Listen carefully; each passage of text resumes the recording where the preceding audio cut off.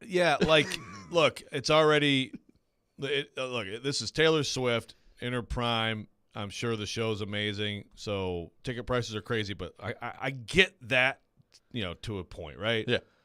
But the desperation to have the specific merch, no one's going to, like, in a few years, it could have been a concert, this tour. It could have been something that you ordered online for $12.99, but we have to get in line for this, like, authentic.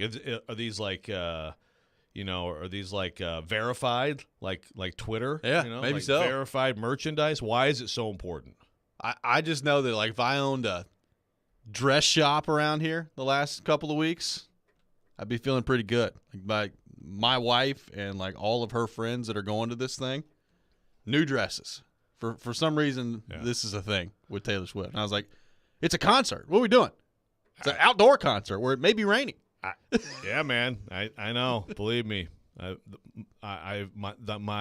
feel the pain from the mall and the 8 pounds of lamb meat that then ensued. So I don't get it either, man. But you know what? But shout out to Taylor Swift for coming back home tonight. There we go. No, I'm sure the show is going to be great. I'm sure it'll be great. Enjoy the show. Enjoy the show out there, everyone, if you're going. Nick Frazier, good morning. How are you? Nick Frazier, our resident St. Louis Cardinals fan, already giving up on the season with a 10-22 start for the St. Louis Cardinals, that I'm sure everybody around here feels really sorry about. I have lost hope in the Redbirds, the birds on the bat. I really thought they'd start out better. Obviously, I didn't want to, go for pitching in the offseason, and that has now hurt them tremendously. But overall, besides that, I'm doing quite well. Got a smile on my face. Nice day outside. I mean, hey, can't complain. Sure, it really breaks people up around here that the Cardinals aren't doing well. There's a pretty good Cardinals. There's a Cardinals fan base around here. Collection around here. They've had a lot of success. Yes, absolutely. Very consistent. We got a lot to get to on the program today. Jared Stillman joining the show at 7 o'clock, so looking forward to that. Teron Davenport at 8 o'clock for his thoughts on the Tennessee Titans. And speaking of the Titans, Joe, we learned, and I think it was reasonable to expect some changes as you go from Todd Downing to Tim Kelly, but with Chig Okonkwo speaking a couple days ago, and certainly Ryan Tannehill speaking a couple days ago, it sounds like there could be some pretty significant changes to the Titans offense from a terminology standpoint, maybe from a concept standpoint, to the way they want to do things. And that may not be the worst thing in the world given the way the Titans offense has operated the last couple of years, last year specifically. So as you look at not only the personnel that they now have and the revamped offensive line and all those things that we've talked about, but Tim Kelly coming in and what we've learned now in the last couple of days from Chig Okonkwo and Ryan Tannehill, what does a different Titans offense look like in your mind as you start to look at Tim Kelly and maybe the ideas that he's got bringing to the table? What do you think this offense could look like here as they move forward? It's a great question. It was a little surprising to hear some of the comments about how significant the changes sound like they're going to be. The most specific example was Chig kind of talking about using tempo more.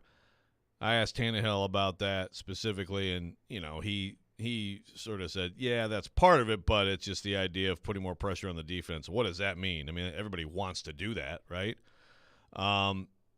So I guess my big question would be, is this just another variation of the offense they've had?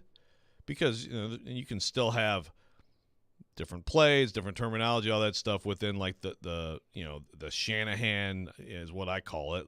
Basically like the modern Shanahan offense, or outside zone. I mean, it's like this is the offense that Matt LaFleur brought with him from the Los Angeles Rams. It's the same offense, or is it actually going to be like a different offense? Is it going to be more like what we saw Houston run when Tim Kelly was there? That was super heavy shotgun. Yep. But I mean, I look at that offense as, more built around Deshaun Watson than anything. So I don't know what it's going to be, but it's a really interesting idea, and I'm sure if I'm a Titans fan, I like hearing anything on that side of the ball is going to be way different. Whatever it is, just if it's different, worth a shot. Okay, big question, of course, is Tim Kelly on Sundays, during the week and on Sundays, game plans and play calling and all that, is that going to be significantly better than Todd Downing? Well, you brought up something yesterday that I guess I've not really thought about a ton, and it was more in relation to the conversation of like Ryan Tannehill and the year that he is going to have specifically to have a future in this league as a starting quarterback. But I do wonder, even especially with the personnel being what it is right now, and we know the shortcomings at wide receiver that this group has.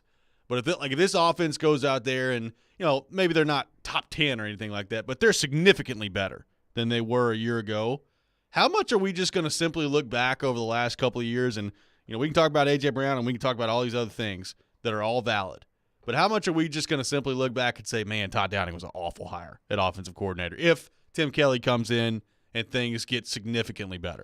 Yeah, I think first of all, people love doing that. People really want to do that, right? They really want to believe that whoever just left, it was all of the problem, Right. Again, it's like J-Rob. J-Rob made all the bad all the decisions that were bad were J-Rob, and then the good ones, maybe Vrabel talked him into those. That's what you want to believe. Yeah.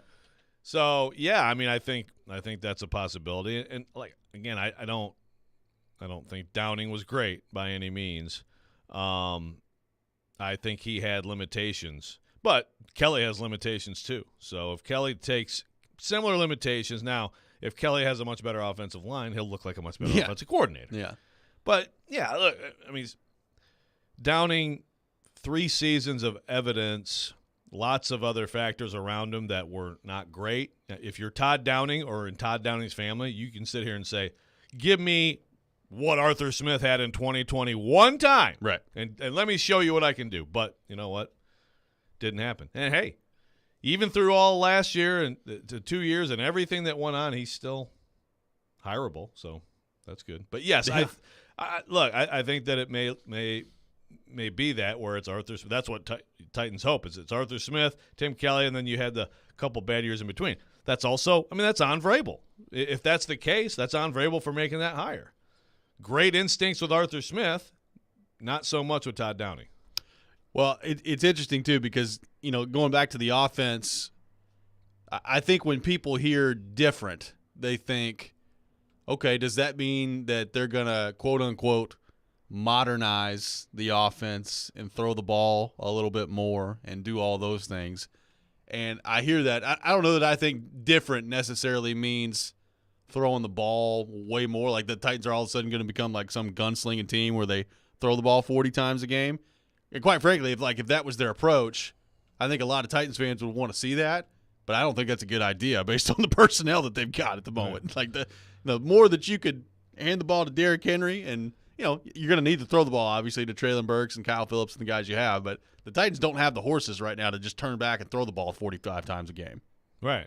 I mean, you don't have the horses in the passing game to do that, and also you have a running back who, if he's on your team and he's making that much money. And he's still that effective as a weapon, and that he basically needs carries, then, yeah, I think you're going to keep giving him the ball. That whole thing, this Vrabel 1983, it's like I think it's personnel related. One, you got a really good player, give him the ball. Two, especially last year, can't drop back, can't set up, can't get open. So is that philosophy, or is that not being capable of being balanced? You got to be balanced. 615-737-1025 is our phone number, 615-737-1025. We're off and running today here on Robby and Rexrode, discussing the Titans offense. They've hinted to some changes, both Chig Okonkwo and Ryan Tannehill a couple of days ago. What would you like those changes to be? What do you make of the idea of the Titans changing up their offense? We'll take your thoughts, 615-737-1025. More on that coming up next. This is Robby and Rexrode, 102.5, 106.3, The Game. Fall lives on 94.9 The Fan. Catch every pitch. Swing and a miss, strike 3. Every hit. That's a base hit. Every run. Looking up, it's gone. On your home for Sounds Baseball. 94.9 The Fan and The Fan app. Robbie Stanley here, and the NBA playoffs are here, and you can turn crossovers into cash with FanDuel. Just visit FanDuel.com/Rob right now and place a $5 bet, and you'll get an instant $150 in bonus bets win or lose. The Miami Heat and the New York Knicks coming up in Game 3 tomorrow. We'll see if Jimmy Butler's ankle is ready to go. I have a suspicion that it will be. And quite frankly, they played well enough without him that I think the Heat win regardless in Game 3. But you can take it any way you want to take it. Just make sure you do it on FanDuel Sportsbook. They've got great promotions every single day, and the app is safe and secure. There's no better place to bet all the playoff action than America's #1 sportsbook. Just go to FanDuel.com/Rob and sign up to get $150 in bonus bets when you bet your first $5. FanDuel, official sports betting partner of the NBA. Must be 21 or older and present in Tennessee. Bonus issued as non-withdrawable bonus bets that expire 7 days after receipt. Restrictions apply. See full terms at FanDuel.com/sportsbook. Got a gambling problem? Call the Tennessee Red Line at 1-800-889-9789. It's the first day of the first grade, and she found a new best friend. It's a laid-back Sunday afternoon you wish would never end. The homemade taste of Bluebell and good friends gathered round. The good old days are being made right now. Have you noticed that most ice creams now come in smaller cartons? Not Bluebell. We're still making a full half-gallon and a full pint of tasty goodness. Bluebell wouldn't have it any other way. The good old days are being made right now. The good old days are being made right now. Look for Bluebell ice cream at Walmart Supercenters and Walmart Neighborhood Markets. You don't have just an ordinary mom in your life. She's the best. Her work never stops. Her sacrifices are many. Her love is unfailing. This Mother's Day, Genesis Diamonds invites you to join us in celebrating and appreciating the mothers in our lives. Stop in and let one of our trusted advisors help you find a special, meaningful gift. Layering necklaces, stackable rings, eternity bands, pearls, elegant diamond pendants, and of course, stunning diamond earrings. Great Mother's Day ideas for any budget. There's no doubt we love Mom, but sometimes a little extra appreciation goes a long way as a thank you for helping us through challenges, making sacrifices, and always putting the family first. So whether it's her first Mother's Day or her 60th, Mom deserves a gift that's anything but ordinary. And at Genesis, that's our specialty. Exquisite rings, earrings, bands, bracelets, heirloom pieces. Timeless gifts of jewelry that she can enjoy and cherish for decades to come, and always be reminded of how special she is to the family. Genesis Diamonds, online at genesisdiamonds.net. The greatest American rock and roll band in history, Aerosmith, present Peace Out, the farewell tour. Aerosmith, with special guest the Black Crowes. Bridgestone Arena, January 10th, 2024. Get tickets this Friday at 10 a.m. at livenation.com. Aerosmith with the Black Crowes, the farewell tour. Peace out. Want to weigh in on the conversation? It's a brain booster. Slide into our DMs. Or just text or call at 615-737-1025. Our phone line is driven by WilsonCountyHyundai.com. You're listening to Robby and Rexrode. It's part of this nutritious breakfast. Presented by TJ Anderson Homes of Benchmark Realty on 102.5 and 106.3 The Game and the Game Nashville app. Welcome back in, Robby and Rexrode, 102.5, 106.3 The Game, streaming live on Twitch, Twitter, YouTube, and Facebook. Our video streaming brought to you by Superbook. We are live from our 102.5 The Game studio, brought to you by Hiller Plumbing, Heating, Cooling, and Electrical. Robby and Rexrode presented by TJ Anderson Homes of Benchmark Realty. Call TJ's team to see why they're referred to so often. Robbie Stanley, Joe Rexrode, Nick Frazier here with you on this Friday morning. So it looks like the Titans could be changing up their offense and changing up their terminology. Taking your thoughts on our phone and text line driven by WilsonCountyHyundai.com, 615-737-1025. So I look at that, and the idea of tempo, if that's the way they decide to go a little bit more often, I think could be good. You know, it's clear the offense, regardless of if you blame 100% of what we saw last year on Todd Downing, if you think Todd Downing deserves some of the blame, as we know, that conversation got a little bit out of control at times last year. I think all of us could probably agree that it was time for a fresh look for this offense and for somebody else to be in charge of the offense. And now Tim Kelly's going to get that opportunity coming in here. And, it's, I guess, quote-unquote, an internal hire, given the fact that he was on the staff last year. But I do think, and we talked about this when they made the hire, like that doesn't mean that everything's just going to be the same. Like Tim Kelly was an offensive coordinator before, and things are going to be different as he takes over the job now. He's got a different offensive line to work with, all those things. We've talked about receivers. But I do wonder, like, how many of the philosophies that we saw in Houston are going to be a part of this offense, and how much of it is going to be totally different? Because the one thing that I always want out of an offensive coordinator is, how do you look at what you have offensively and maximize what that is? In Houston, if you want to go out of the shotgun every snap and throw it 45 times when you've got DeAndre Hopkins and Deshaun Watson, knock yourself out, man. That makes a whole lot of sense. Probably doesn't make a whole lot of sense here in this offense. So how good will Tim Kelly be at formulating an offense that can move the ball, can score points, and maybe Joe score some points in the second half this year? That'd be great too. Right, second half points. And, the thing is, now Downing's first year, remember Vrabel got asked about Downing because, after that Cincinnati game, Tannehill was, I guess, public enemy number one, but Downing was, 2, 1A, 1B. Yep. 1A and 1B, probably number 2. Probably 2. And I'm not saying he was number 2. You know what I'm saying? I do. The game performance was, basically. But you know what I'm saying. But Vrabel, at that point, pointed out red zone, pointed out third down, like pointed out some of the stats that do speak to competence at OC and are important. And, everything eroded last year. Why did it erode? Did Todd Downing get dumber? I just look. I don't think he was great. I don't think he's great.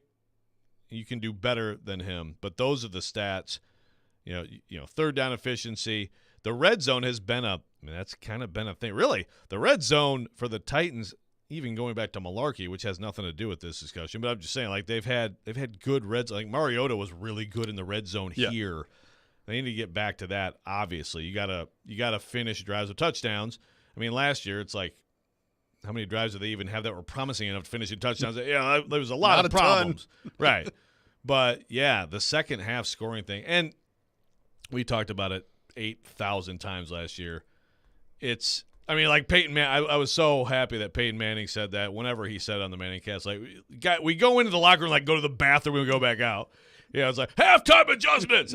It's such a sports cliche that really isn't rooted in it. Like your adjustments are constant. You got a PowerPoint presentation at halftime, like, hey guys, exactly. We put this together, and let me tell you this, it's not going well. Brand new game plan. Sit down. All right, pay attention.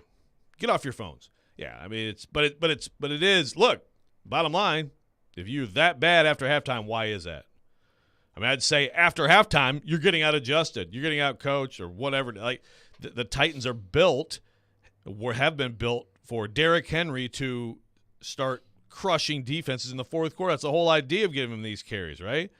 And it wasn't happening last year. So there's a lot, but like you said, it's about taking your personnel, maximizing it, and hey, whatever the offense is, I still think it's going to be, like, there's going to be heavy outside zone in this offense. I think a lot of the plays are going to look the same. Can you run well enough to make the play action better? Can you, convert into key situations? And, can Tim Kelly have a feel? Arthur Smith had a feel, right? He set defenses up and hit them with stuff. And he just, you got the sense, it's hard to put your finger on it, but you just got the sense that he was kind of in control of the game. Did not get that sense with Todd Downing, not too often. When some of his trick plays work, like at Green Bay, he looked a lot better. Yeah. But obviously he had the opposite of good feel with some of his plays that he would put in a given week. Well, and, can you block well enough to really get to some of this offense too? Like that's the other part at the end of last year. When you had Dennis Daly starting at left tackle, you can draw up a lot of plays, but when, it's the Olay blocking technique last year to end the season with Dennis Daly back there, and your quarterback's flat on his back a second and a half into his drop back. There's not a whole lot of offensive coordinators that can overcome that. Yeah, no. And the thing is, it's even with all this, and you throw in, you hire, Josh Dobbs and throw him right in there, and you still, like, you were in position to win at Jacksonville, win the division. Yeah. But that's with still a meager amount of offense. Chad from Chattanooga on the text line, driven by WilsonCountyHyundai.com, says, over-under that we see a Levis Tebow jump pass wildcat package with an eye roll emoji. This is from Chad from Chattanooga on the text line. Sure. Is he going to jump pass? I mean, the jump pass kind of feels like it's Derrick Henry's thing. Yes. He's done it, right? Yeah. Oh, yeah, man. The jump pass to Corey Davis. Bad read because Mariota was wide open. He was. But, I mean, Derrick Henry's had Tannehill wide open on one of those before, too. Yeah, that's right. Kind of leaves he doesn't even look the quarterback's way. Yeah. He's got to get better going through his progressions.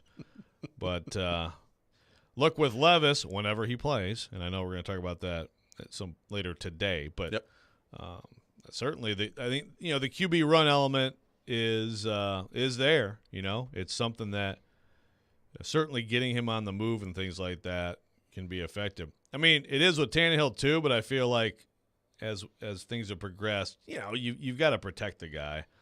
That's probably going to still be the priority with Levis, but you can do some of that stuff with him, and he can be. I mean, he is when he's healthy. There's a difference in the 21 and 22 film. Yep. Is if you watch Levis in 21, you're like, oh, this guy's got juice running the football. How important offensively is what they do next year really related to Chig Okonkwo from this standpoint? Like we saw, obviously, what he can do with the ball in his hands. He's a big weapon for the Titans, and I think it would be very smart to get him the ball as often as possible next year. But I think we also saw that it took him a while to earn the trust of the coaches to be in there more often than just obvious passing downs. So, Vrabel talked about that at the end of last season of, he's got to continue to improve that way, but also they have to get less predictable. Like, you can't telegraph what you're doing out there when, Jeff Swaim is trotting out there and you know that they're running the ball, or if Chig Okonkwo is trotting out there, you know that they're throwing the ball. I mean, he didn't say it exactly in those terms, but talked about being less predictable. How important is Okonkwo's growth specifically just in that area to have some of that unpredictability, but also just to get him out on the field more and have a threat out there? Yeah, it's very important. He talked about it the other day. I thought he looked a little bigger too. I don't remember if anybody asked him that. I don't think they did. That was a mistake. Too busy asking about Aaron Brewer, and he's 290. Yeah, exactly. Forgot to ask Chig. Kaharski was too busy screaming about somebody tweeting about it from 3 miles away. But that's hugely important for sure. He's got to be able to be in every situation. So that's a really interesting thing to watch. If you have that, and then you have a Swaim role filled by a more talented rookie in Wiley, then so those two tight end sets can be. That can be a nice look for you. A lot of versatility out of that.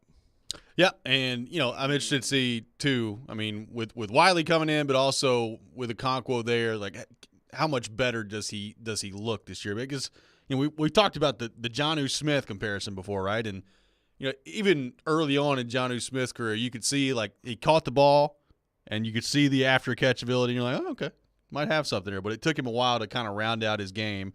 And then when he did, by the time that last year he was here in Tennessee, and it was really important. What did he have, like 8 touchdowns that year? I mean, he was really important to what they did. Oh, yeah. Can Okonkwo get to that? And maybe, from a physical ability standpoint, does he have the chance to maybe even surpass what Jonnu Smith was in his last year here with the Titans? I don't know, but it'd be good to see that. I mean, he's never going to be like Jonnu Smith as a nightmare to tackle. Yes. That's where it was. And also, like, again, every once in a while they throw him in the backfield, and it's like, holy cow. I mean, he's not going to be he's not going to be the physical presence, but I think he might be a little bit quicker, and I think he's a little bit quicker out of his cuts and things like that. And so that's where I feel like in the red zone he could be a heck of a weapon. So he's just and look, just going back to last year from the time he arrived, he's one of those guys you're like, yeah, this guy's just going to keep getting better and better, like he's got the intangibles they look for, which is part of why they got him, and that's a heck of a value. If they get another value like that out of the next Maryland guy they drafted, then Mike Loxley should get like some kickback for what the Titans are doing here. 615-737-1025 is our phone number. 615-737-1025. Coming up next, we're going to switch gears and get into the college athletics side of things, including a wild story coming out of the University of Alabama. We'll begin with that, and we'll also take a look, maybe a way too early look at college football next year. Lots of noise on Alabama as well. Are they in for a downturn under Nick Saban? We'll get to all that coming up. This is Robby and Rexrode, 102.5, 106.3, The Game. The offseason is underway for the Predators. But don't worry. We'll keep you covered with all of the happenings in Smashville. Wouldn't it be a great party if we could win a cup? What does new GM Barry Trotz have in store? We're going to make good decisions. We're going to develop our players. We are your home for Smashville. 102.5 and 106.3 The Game and the Game Nashville app. Attention, buckaroos. It's time for the Franklin Rodeo. So saddle up and hold on to your lasso. It's 3 days of bull riding, calf roping, western wear, funny clowns, and some of the most talented horses you've ever seen. Join the Stampede from May 18th to May 20th. The Franklin Rodeo is held at the Williamson County Ag Expo Park and is brought to you by Ram Rodeo, Franklin Chrysler Dodge Jeep Ram, Williamson Health, Event 1FX, and Wesley Mortgage. Tickets on sale now at franklinrodeo.com. It's a buckin' good time. She would do anything for you. She's your biggest fan. She's your mom. And mom turned upside down spells wow. So give her a day full of wows this Mother's Day, starting with an incredible gift from the Diamond Cellar. Hi, it's Alex Johnson from the Diamond Cellar. From classic diamond jewelry to luxury pieces from our world-class designers, we have the perfect gifts for every mom, stepmom, or grandmother. Show her how much you care with something she really wants, but would never buy herself. Visit us at the Diamond Cellar in Green Hills. The possibilities are endless. An MRI is a non-invasive, pain-free way to diagnose disorders, injuries, and diseases without an X-ray or surgery. Houston Clinic Orthopedics state-of-the-art MRI Center at 394 Harding Place is dedicated to providing the highest quality of care in orthopedics. The Houston Clinic Orthopedic team ensures that all of their MRI technologists have specialty training on orthopedic imaging and orthopedic MRI. To experience world-class orthopedic care and see a list of all physicians, visit their website at tn.houston.com and book your appointment online today.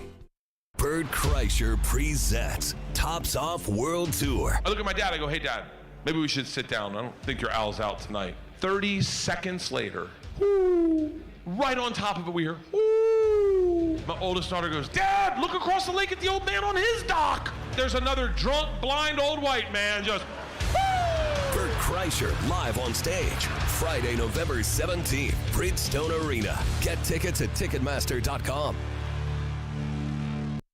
Easy Cater presents We've Got Your Back, Up Singers. Backing you up. So I ordered Mexican for my team at work. With vegetarian options for Jerry. Then I'm in a meeting and I remember Jerry's vegan. Love the cheese. So I text Easy Cater and they reply, no prob, we got this. Gonna fix it for ya. Sometimes I get vegetarian and vegan confused. Kind of like Austria and Australia. Geography is not your strong suit. Dietary needs? Easy Cater has your back with over 100,000 restaurants. Order 24/7 on easycater.com and know. We got your back.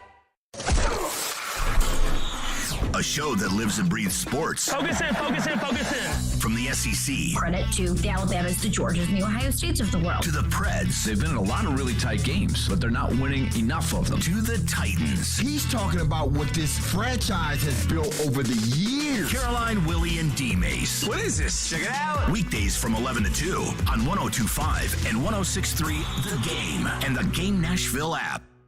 Hey, this is Jordan Rogers, and you're listening to Nashville's best sports talk, 102.5 The Game. Welcome back in, Robby and Rexrode, 102.5, 106.3 The Game. Taking your thoughts on our phone and text lines, driven by WilsonCountyHyundai.com, 615-737-1025, 615-737-1025. Joe, a wild story going on down with the Alabama baseball team right now. Baseball coach Brad Bohannon fired yesterday amid a widespread investigation into suspicious betting activity on their game against LSU 6 days ago. I guess now at this point, 7 days ago, last week. He gets fired yesterday. The suspicious activity, or alleged suspicious activity, took place Friday at the sportsbook at the Great American Ballpark, according to the Ohio Casino Control Commission. This is coming from ESPN.com. The OCCC's investigation centered on two bets the Tigers to win from the same unidentified customer.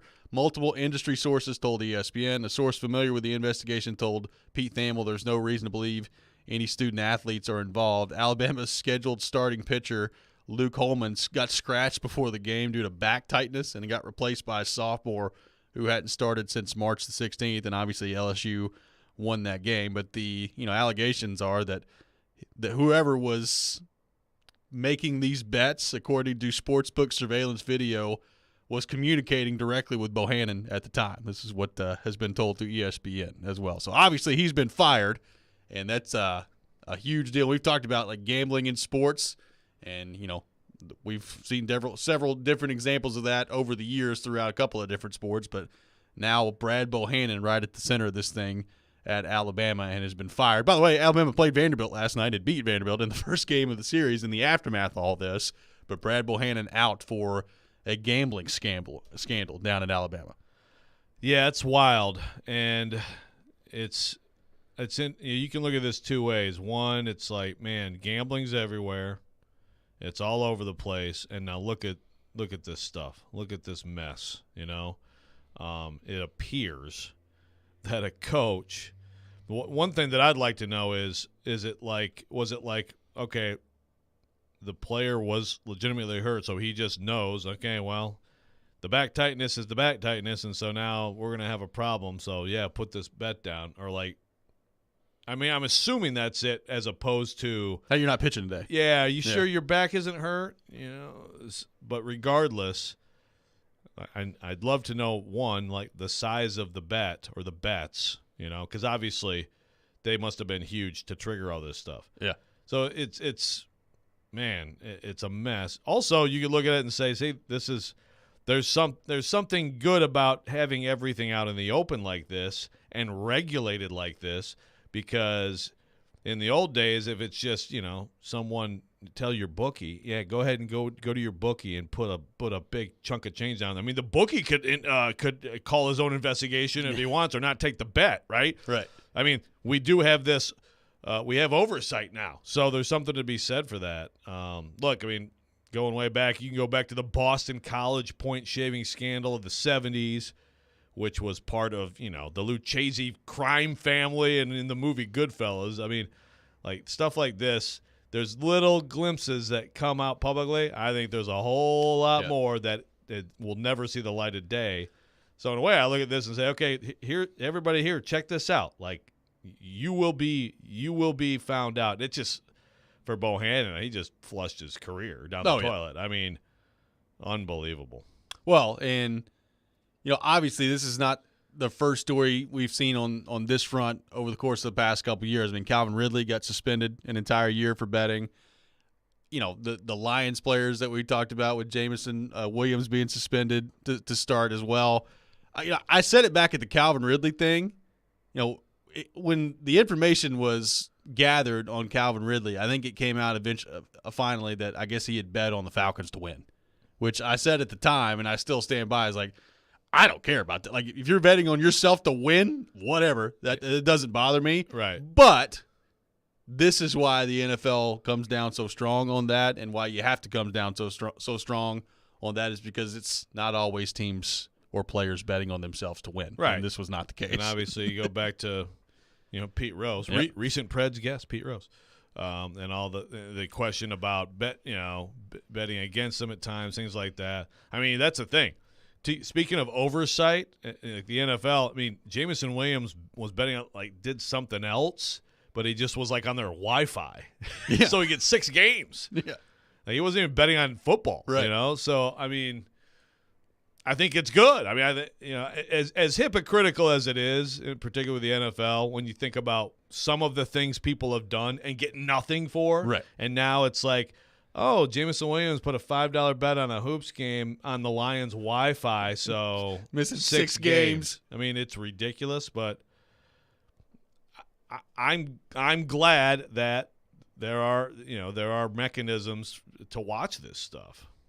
Trent on the text line says, I would think if there was some sort of scandal involving a game or a player that they would lock out that game from betting. William from Madison says, sounds like he was betting against his own team. Even Pete Rose didn't do that. This is from William from Madison on the text line. We are sure that Pete Rose never did that? I don't know that we're sure on that. I'd have to go back and look. Honestly, it's been so long since I've actually read the Pete Rose story. Yeah. I thought that there was some question about that. But if there is a huge Reds fan out there who knows Pete Rose's entire history, that isn't. Just ask him next time he's in Pred's locker room. That's true. And he'll be like, hey, guys, maybe you guys should win more. Thanks, Pete. Appreciate it. Still, my favorite part of that was the Preds players like, hey, big fan. It's like, really? Yeah. You guys are all Huge 22 years fan old. of you. Man, I used to watch you and Johnny Bench and Joe Morgan. It was amazing 20 years before I was born. Hey, big fan. Just awesome. Awesome stuff there. But, yeah, no, what a situation this is now in Alabama with Brad Bohannon. And like I said, they came out and they played Vanderbilt last night and won. So Vanderbilt in the midst of a series with Alabama down there in Tuscaloosa while all this is going on, and we'll keep you updated on that. But Alabama, at least on the field last night, the players responding and taking down Vanderbilt. So we'll see what happens on the rest of that weekend series. Joe, the college football world is buzzing after spring football has now come and gone, and there's a lot of chatter right now on Alabama. So the spring game comes, and you know how much I love spring football here on the program, but lots of people in the immediate aftermath of the Alabama spring game we're looking at quarterback with, Jaden Milroe down there and Ty Simpson, who we talked a lot about in his recruiting process, and said, I don't know, man. I don't know if Alabama's going to be very good this year when it comes to the quarterback position. Now, we know that more than likely there's probably going to be a pretty severe drop-off when you go from Bryce Young to whoever is going to be your quarterback, but some concern on the Alabama front that maybe they're getting left behind right now. Now, the recruiting continuing to go very well for Alabama, and The Athletic came out with their way too early top 25 yesterday. Stuart Mandel put it out there. He's got Alabama at number 6 behind, I believe, Georgia's at 1, LSU 2, Michigan 3, USC 4, and Ohio State 5. Alabama at number 6. Do you buy into maybe the glory days of the Alabama dynasty being behind us at this point? No, but I do buy that this team, if you got a quarter, sometimes you have those in-between years at quarterback. You bring in Tyler Buckner from Notre Dame, who wasn't good. It's like, okay, is that a depth ad? Is that oh, crap, we don't have a quarterback ad? Yeah. I don't know. But Milroe, I don't know, man. He seemed a long way away last year, and I just have no idea what to think with Simpson. I mean, obviously Tennessee wanted him a lot, but he's a 5-star, but that doesn't necessarily mean anything, right? So and if that's not great, their defense, you lose Will Anderson, and they got like 6 first-round picks in their defense, So Justice Haynes is the early enrollee who's supposed to be ridiculous, but the receivers were not great last year. That's part of the reason. For me, like you compare Bryce Young and C.J. Stroud, I think in a few years it won't be close. But Bryce Young made do with actually a pretty bad receiving core, especially by Alabama recent standards. Huge drop-off from recent. And then Stroud had ridiculous pros all over the field, which Ohio State will have again. So, yeah, look, outside of the top 5 for Alabama, you are not used to seeing that. But I get it. I mean, USC has gone heavy in the portal to help Caleb Williams. And, Michigan brings back a lot on offense in particular. Michigan's offense looks ridiculous. So I get it. And Tennessee's looking good. Tennessee moves up in Stewart's from his last ranking. Yeah, moving up, and lots of intrigue about Joe Milton out there and what that's going to mean for Tennessee's offense. And it got me thinking yesterday, could this Tennessee team be as good or better than last year's Tennessee team, who went 11-2 and won the Orange Bowl? We'll get into that coming up next. 615-737-1025 is our phone number, 615-737-1025. More of your thoughts on our phone and text line as well coming up next. This is Robby and Rexrode, 102.5-106.3 The Game. 102.5 and 106.3 The Game has an all-star lineup Monday through Friday. Batting first at 6 a.m., it's Robby and Rexrode. Yeah, you take that. Take me 80% of that. Followed by Chase and Michelle at 9. Couldn't hit the broadside of a barn. I need my caffeine so much. Then it's Caroline, Willie, and D-Mace at 11. Yep, green light, let's go. You've got a lot of options. He say, she say. And bringing it home at 2, Jared Stillman for Stillman and Company. That guy will be a good coach. We are Nashville's best sports talk, 102.5 and 106.3 The Game. Inflation has pushed up the cost of just about everything, which means if you bought life insurance a few years ago, it might not be enough to protect your family today.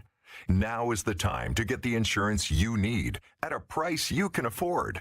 In a hurry? Don't worry. Call Select Quote now and get up to $2 million in instant, affordable, same-day coverage with no medical exam. That's right. You can get up to $2 million in instant, affordable, same-day coverage with no medical exam in under an hour. Call Select Quote at 1-800-613-8990. That's 1-800-613-8990. Or go to SelectQuote.com now and get up to $2 million in instant, affordable, same-day coverage with no medical exam. That's 1-800-613-8990. Or go to SelectQuote.com now. Full details on example policies at SelectQuote.com/commercial.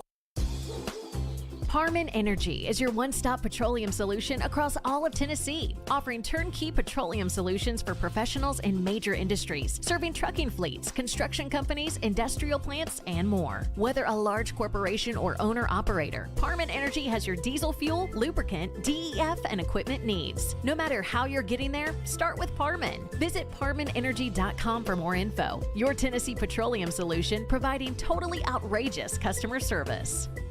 The Nashville Sheriff is hiring correctional officers. Earn $52,500 after paid training and probation. Positions are available immediately. You must be 21 and over with a high school diploma or GED. Come, join our family. That's $52,500 with great benefits. Apply now at sheriff.nashville.gov/apply or call 615-862-8170. Earn $52,500. Stop searching. Apply now. The Nashville Sheriff. How's Wingstop sound? Crispy, juicy, classic wings. Made to order, cooked to perfection. And sauced and tossed in those 11 soul-satisfying flavors. Paired with hand-cut seasoned fries, house-made honey mustard, blue cheese, or signature Wingstop ranch. And of course, spicy Cajun fried corn. I think you've heard enough. Get your flavor delivered at wingstop.com.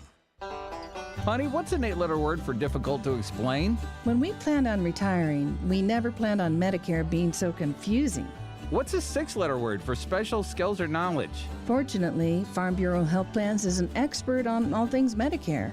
With 75 years of helping Tennesseans, they helped us understand our Medicare options. Why are these things so complicated? Talk to your local representative or visit fbhp.com. Farm Bureau Health Plans. Plan on us. We've got a big weekend of sports for you starting Saturday at 9 a.m. with Michelle and Junie. It will be epic. It will be great. I can agree to that. Then at 2:30, it's a battle in the AL East as the Yankees take on the Rays. And then that night at 7, the Lakers and Warriors in Game 3. Sunday, the stars of the NASCAR Cup Series run the Advent Health 400 at Kansas at 1. And then Dodgers-Padres at 5 for Sunday Night Baseball. We are 102.5 and 106.3 The Game and the Game Nashville app. You're listening to Robby and Rexrode, presented by TJ Anderson Homes of Benchmark Realty on 102.5 and 106.3 The Game and the Game Nashville app. Welcome back in, Robby and Rexrode, 102.5, 106.3 The Game. Make sure you join 102.5 The Game for the second annual Music City Celebrity Golf Tournament presented by Gary Ford's Acura, benefiting Souls for Souls, coming up on June the 7th at Hermitage Golf Course. You can put your team together and come play with athletes, musicians, and other local celebs to support a great cause and have loads of fun. Plus, you'll have the chance to win awesome prizes as well. You can sign up to play, sponsor, or donate at thegamenashville.com/golf. Robby Stanley, Joe Rexrode, Nick Fraser here with you. We'll have Jared Stillman coming up at 7 o'clock, so looking forward to that. Adam from Portland on the text line says, Alabama has to pay the success tax with the rest of the world. You win and we get to hate you. That's the tax. You'll always be good now, but along with the Patriots and Georgia and Golden State and every other true dynasty, no one loves you except the people in that area code. Boo Saban. Saban sucks. This from Adam in Portland on the text line. Thank you, Adam. We appreciate it. Well, who does Adam hate more, Kentucky or Alabama? It's a good question. I would hope Alabama, but it's a good question. Tennessee won, though, so isn't there less hatred now? Got the win. Got the dub. I mean, you know how many times they beat Kentucky in the last 4 years? That's true. It's run of the mill. See, it's not as fun to say that without Michelle. It's not. Hopefully she's listening. Yeah. Hope you're enjoying yourself. 615-737-1025. So we're looking at Stuart Mandel's top 25 rankings in college football heading into the year. We've told you Alabama's at number 6. Tennessee moving up into the top 10. They are number 10 in the preseason rankings for Stuart Mandel heading into the year. We know the changes. Joe Milton taking over as quarterback. You've got Jalen Hyatt and Cedric Tillman out as well, but a wide receiving core that still could be pretty darn good for Tennessee. And really the question next year, beyond the obvious of Joe Milton and how he's going to play, is how much better could the defense be for Tennessee next year? And that's really where I'm going with this. Like, let's say there's obviously a scenario where Joe Milton comes in and doesn't play well, or at least doesn't play anywhere near as well as Hendon Hooker played, and your offense suffers because of it, and that could be the most likely scenario. We'll see what happens on that front. The offensive line, I think, is a big question for Tennessee right now. But let's say those things work out, and Joe Milton plays well. You figure out the offensive line enough to the point where it's good. I like the 3 backs that they have. I like their receiving core. I like a lot about Tennessee's offense. If the defense gets significantly better next year, what do you think that could mean for this team? And is there a chance in your mind that next year's team actually could be better than last year's Tennessee team that broke down the door and revitalized this program? Well, I don't think it's impossible, and I do think it's possible the defense is better. You got some continuity with the coaching. You got some young players who are promising. You got some veterans returning. That's the whole thing. It's like you got a lot of veterans returning in the secondary, and so that's good or bad. But you've got competition there at least. So to me, it's like, man, you would think that you'd be able to. I've said it before. I'll say it again. I think Danico Slaughter is a really good player. I like him a lot. I think he's a guy who's going to take a step and be someone you notice consistently. As a guy who makes plays. They lose Byron Young. I mean, that's a big loss, yep. Right? But I'd also think, I think Aaron Beasley is a guy who he plays like he did in the Orange Bowl. He may be an All-American next year. Yeah, he's a really good player, And people are going to get excited about. Even Mandel, he mentions Arian Carter. Who knows? Maybe he will come in. I'm always skeptical. I feel like next year we'll talk about Arian Carter, and then people will be on to the next freshman. It's like, but see, now Arian Carter's now had a year. Now he's ready to be a difference maker. But you do have a lot. Amari Thomas and Barron and Harrison. To me, it's always good to have guys like that. Simmons, who, by the way, very good national anthem the other day. Yeah, I saw that. The guy that I know a lot of people were talking about at the Orange Bowl, who they think could really have a big year, is Joshua Josephs. So, again, the year after. Last year was like Pierce and Josephs, and you saw something. But now is when you look for those guys. It's amazing the amount of so I forgot they still have Terry, DeJohn Terry. They have Tyree West. They got a lot. They got a little bit of depth now. They got depth up front, which is great. I think at linebacker, again, Beasley, like you said. I think Herring's a pretty good player, but it's that secondary. What's the combination? Is Gabe Judy Lally going to be a big factor? The former Vanderbilt Commodore? Maybe. So he was what? He was out at BYU, right? Yep. BYU and now back over? Maybe. I don't know. That's where you'd love to see, because sometimes you have a freshman at like corner, great. You can come right in and help. You'd love to see one of those young guys jump in and push to play.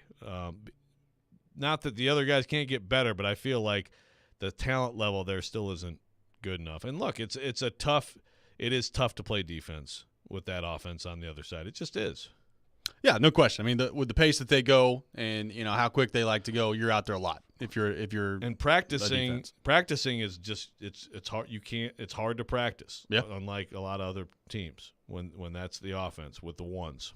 The reason that I think they've got a chance to be pretty good is I still really like their receiving. I mean, the offense itself, I think we've learned enough about Josh Heupel through 2 years at Tennessee to know that he's pretty good at creating matchups and maximizing what they've got offensively. I think we've seen that to this point. But, I mean, with Brew McCoy coming back and Squirrel White, what he did toward the end of last year, you've got, Ramel Keaton out there as well. I mean, right now I would guess that's probably your starting 3 that you're going with if you're Tennessee. Like, I think that's a pretty darn good starting 3 that they got. And I know they lost Hyatt and Tillman, but McCoy coming back I thought was a big deal. And I think Squirrel White's he's going to put up some monster numbers next year if Joe Milton is accurate with the ball. Yes. Squirrel is going to be good. Yeah, I mean, Brew McCoy, I could see him taking another step too. I'm really interested with Dante Thornton to see what, because the speed is unquestionable. But Josh Heupel likes that rotation. He likes to stick with pick 3, and they get most of the work. So, because look, there's other guys. Webb is talented, and of course, again, everybody's going to talk about Nathan Laycock. I get it. Wait till next year. Would be next year should be the year that he really makes a difference. And then how good are they up front is obviously a huge question too. John in Nashville on the text line says, if you look at the schedule, there's a really good chance the Vols are undefeated going into Tuscaloosa, especially if you get by Florida in Gainesville. This is from John from Nashville on the text line. And that is the one thing about their schedule this year, especially non-conference, not great for Tennessee. I mean, you got Virginia in the first game here at Nissan Stadium, but Tennessee should destroy Virginia in that game. It's not a great non-conference schedule for the Vols this year. Right. It's great in terms of loading up and being possibly undefeated. Yeah, I think that's definitely possible. They should win at Florida.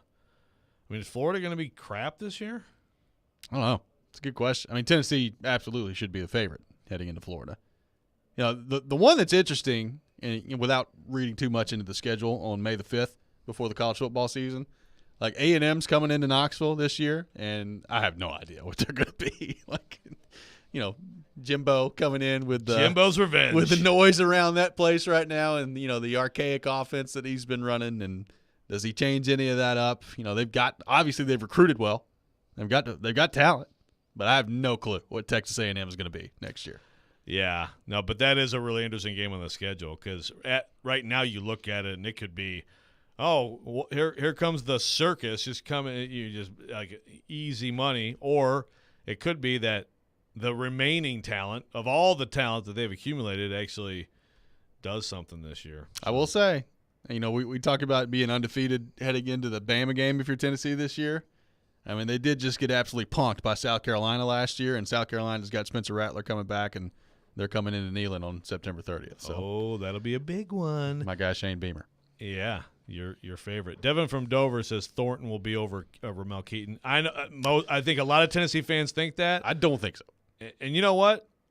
Look, I think Thornton could make it so they have to rotate 4. People just disrespect Ramel Keaton. Is Ramel Keaton the NWI of the Vols? I think Ramel Keaton's pretty good. He is good. I'm not saying that he's a high draft pick or anything, but I mean, watch the guy play. He just makes plays left and right. He makes plays every time he gets an opportunity. So I would disagree that Thornton will be in over Keaton. But I do agree, Thornton's speed to me. He'll have a role. Yeah, and it's that's where it's okay, have a 4th guy who gets some significant snaps. Well, and the idea of Thornton running and Squirrel White running at the same time should probably intrigue you if you're Josh Heupel, would be my guess. Yeah. 615-737-1025 is our phone number, 615-737-1025. Coming up next, we'll be joined by Jared Stillman. We'll get into the Titans and the NFL draft with him. He's had a lot to talk about this week. We'll get into all that coming up next. This is Robby and Rexrode, 102.5, 106.3, The Game. Stuck at work without a radio? Wait a minute. Disastrous. I hate that. It's got to be there. That's okay. Download the Game Nashville app or go to thegamenashville.com and listen live. We are Nashville's best sports talk, 102.5 and 106.3. The Game. ElectronicExpress.com. We make it happen. You don't have just an ordinary mom in your life. She's the best. Her work never stops. Her sacrifices are many. Her love is unfailing. This Mother's Day, Genesis Diamonds invites you to join us in celebrating and appreciating the mothers in our lives. Stop in and let one of our trusted advisors help you find a special, meaningful gift. Layering necklaces, stackable rings, eternity bands, pearls, elegant diamond pendants, and of course, stunning diamond earrings. Great Mother's Day ideas for any budget. There's no doubt we love Mom, but sometimes a little extra appreciation goes a long way as a thank you for helping us through challenges, making sacrifices, and always putting the family first. So whether it's her first Mother's Day or her 60th, Mom deserves a gift that's anything but ordinary. And at Genesis, that's our specialty. Exquisite rings, earrings, bands, bracelets, heirloom pieces. Timeless gifts of jewelry that she can enjoy and cherish for decades to come, and always be reminded of how special she is to the family. Genesis Diamonds, online at genesisdiamonds.net. The Beach Boys, live in concert, May 25th, 26th, and 27th at Schermerhorn Symphony Center, performing with the Nashville Symphony. The Beach Boys return to the stage. Tickets on sale now at NashvilleSymphony.org.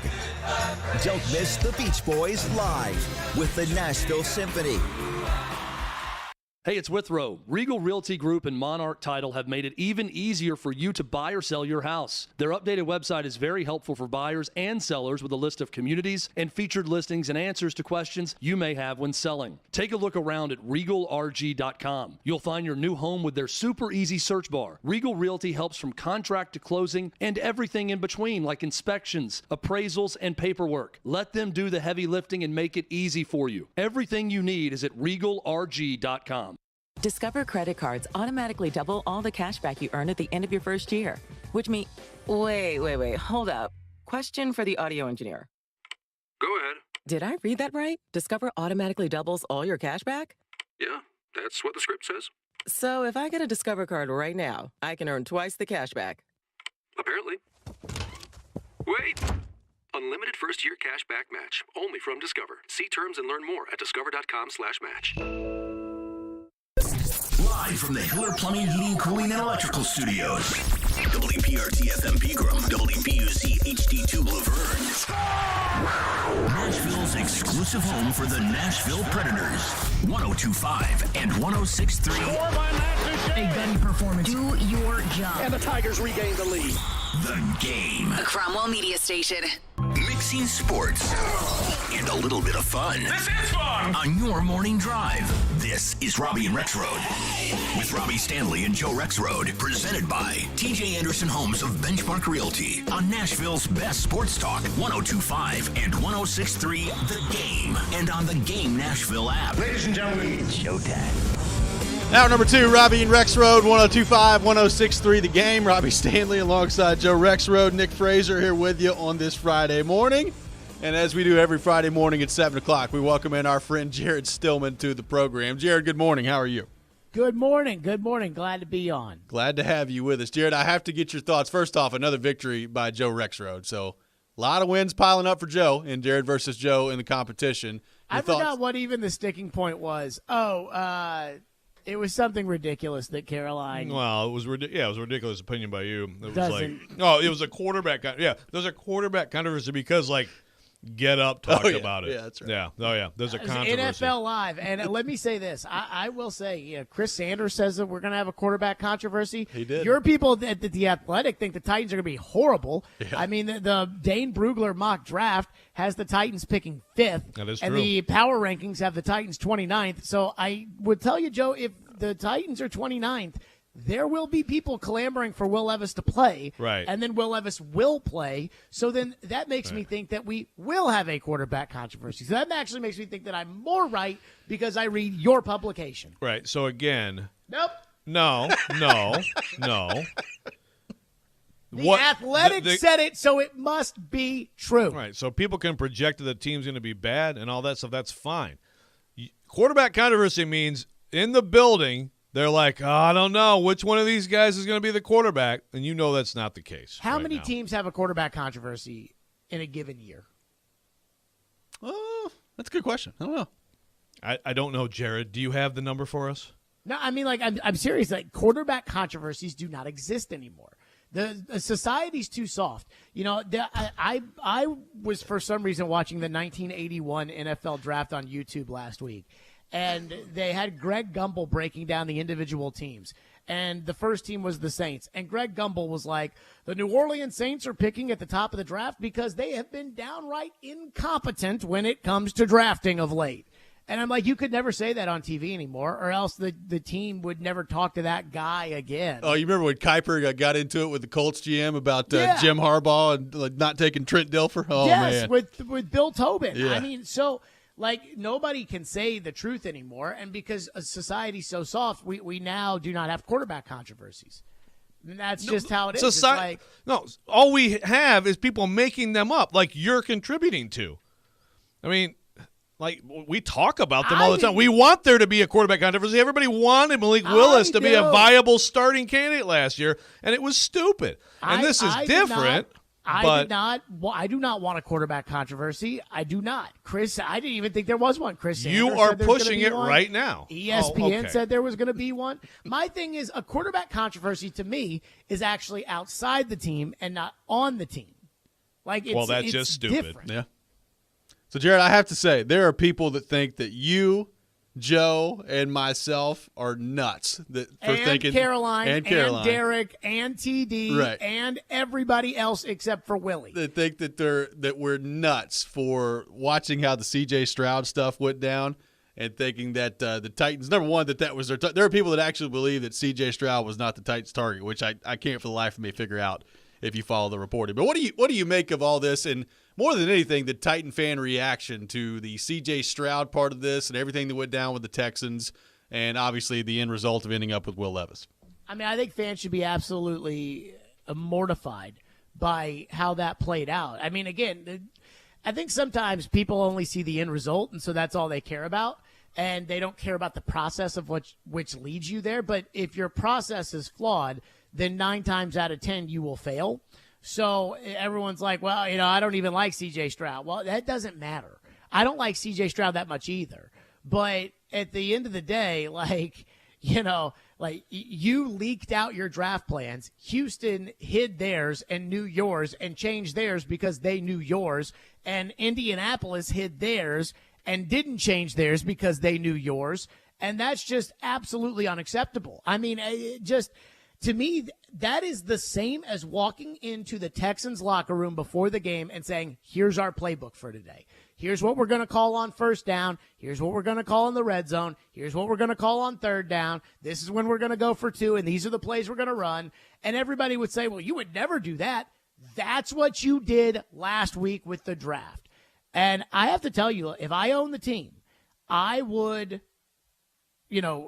have an investigation internally. This way we wouldn't be holding a press conference. I would be holding an investigation internally to figure out what it is that happened. And, I mean, whoever leaked it, I don't care who it is, Rand Carthon, Mike Vrabel, I would probably fire whoever it was that ultimately ended up ruining the draft plans. Maybe the owner was the one doing the talking. I doubt it, but I don't know. But this was an unmitigated disaster on so many levels. And the fact that people are like, well, we don't 100% know that. If I ever get charged with a crime, I hope those people are on the jury. Because, we'll never 100% know anything. You will never 100% know anything. Like, I don't know if Joe and Katie have a happy marriage. I assume they do. I think they do. When they're around me, they seem happy. But I don't know 100%. You make it even happier when you're around us. I am sure I do. Just the joy. And I guess that's my point. It was like, well, we don't 100% know. Well, duh, we don't 100% know anything. Okay, you know what? I'm actually glad this came up because it's funny because as I was coming home, or maybe it was like late in the Janet Jackson concert last night, I got this text from Willie. So I'm just going to I didn't ask Willie's permission, but he's fine. Willie sent me, and I haven't read the piece yet. ESPN.com had the piece, Smokescreen or Wild Overpay Inside the Texans' Pricey Plan to Draft Stroud and Anderson. Okay, so this, and he said, read this. This lines up with my argument. Okay, so I'll go through it. This is letting Willie have his say. A, the Texans wanted Stroud and Anderson days before the draft. B, they controlled the situation with more draft capital and the ability to outbid any team that wanted the third pick. C, the Cardinals are fielding all the offers coming in for number 3, and we're talking to several teams in advance throughout. The Texans knew this. And D, the Texans came to the conclusion if they wanted Stroud and Anderson, they had to take Stroud at 2. Then he said this article indicates / speculates they didn't decide this until they picked and then overpay for 3. My conclusion, it didn't matter if it was the Titans at 6 or other teams that wanted Stroud at 3. Once they decided they wanted both, they knew they had to take him at 2. That's Willie's argument. Again, I've argued with Willie. Like, I don't know 100% how. Like, I mean, we've talked about the leaks or whatever, the Rossini reporting, all that stuff, but the Texans changed. I mean, 2 things that people should not be able to argue right now. The Titans wanted Stroud, and they were willing to go get him. Okay, they wanted to go get C.J. Stroud. I mean, if anybody out there thinks that's wrong, I don't think you're serious about following this stuff. Like, that's accurate, right? We all agree on that? Agreed. And that the Texans changed their strategy late, which was they were hoping that Stroud would fall. Now, I think it is stupid to think that, probably, to ever think that they could have done what they were proposing to do. And then you get into, so why did they change? And then look, it is not 100% for me, Jared. So I hear what you're saying about nothing's ever 100%, but that is the part where, you could look at it different ways. Kaharski's very much against your idea here, too, for the record, which would be a good Stilly and Pauly segment. Well, I just think about it like this. I mean, ultimately, they were going to take Will Anderson with the second pick because they knew Arizona wanted to take Will Anderson at 3. And for weeks leading up to the draft, nobody was interested in trading for that third pick, as was widely reported, that Arizona had put a for sale sign in their front yard at the Combine. And for 5 weeks, nobody was interested. And so they were going to take Will Anderson, and they were trying to let everybody know that they hated C.J. Stroud because what their plan was to trade to 5. They knew Indianapolis was going to take Richardson, I would assume, and their plan was to trade to 5 with Seattle and take C.J. Stroud.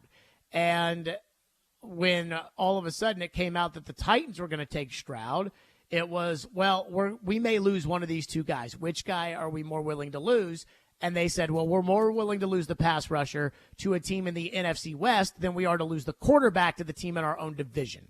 That's what happened.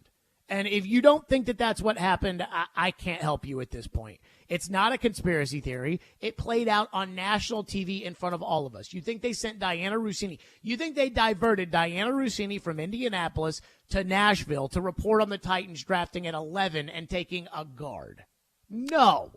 So, I mean, again, I can't help these people that don't want to believe it. I think that there's kind of this sense of, people don't want to hear this because, like Ian said this yesterday during a break and then said it on air, which I thought was 100% accurate. The reason why this isn't a big deal to Titans fans is because they don't want to confront reality that their team may be incompetent. And if you leak your draft plans, you are incompetent. If you cannot keep your mouth shut to ESPN, you're incompetent. And again, to everybody's point, I don't 100% know if the Titans are incompetent. But it feels to me like I am 95% sure, and that is very, very, very concerning as a fan. Jared, how much better do you feel about Aaron Brewer being on the starting offensive line for this group now that he's apparently around 290 pounds?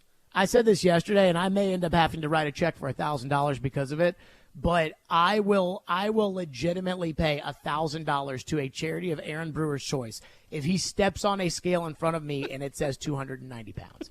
I do not buy it. So when I was waiting for Tannehill to talk and I was watching the press conferences while I was cutting other clips before the show the other day, and, Roger McCreary's up there, and I know what he looks like, so I'm like, okay, that's Roger McCreary. He's not going to say anything that's worth talking about on the radio. Then Chig Okonkwo came up, and I'm like, okay, that's Chig Okonkwo. He's not going to say anything worth, putting on the radio. And then some other guys up there.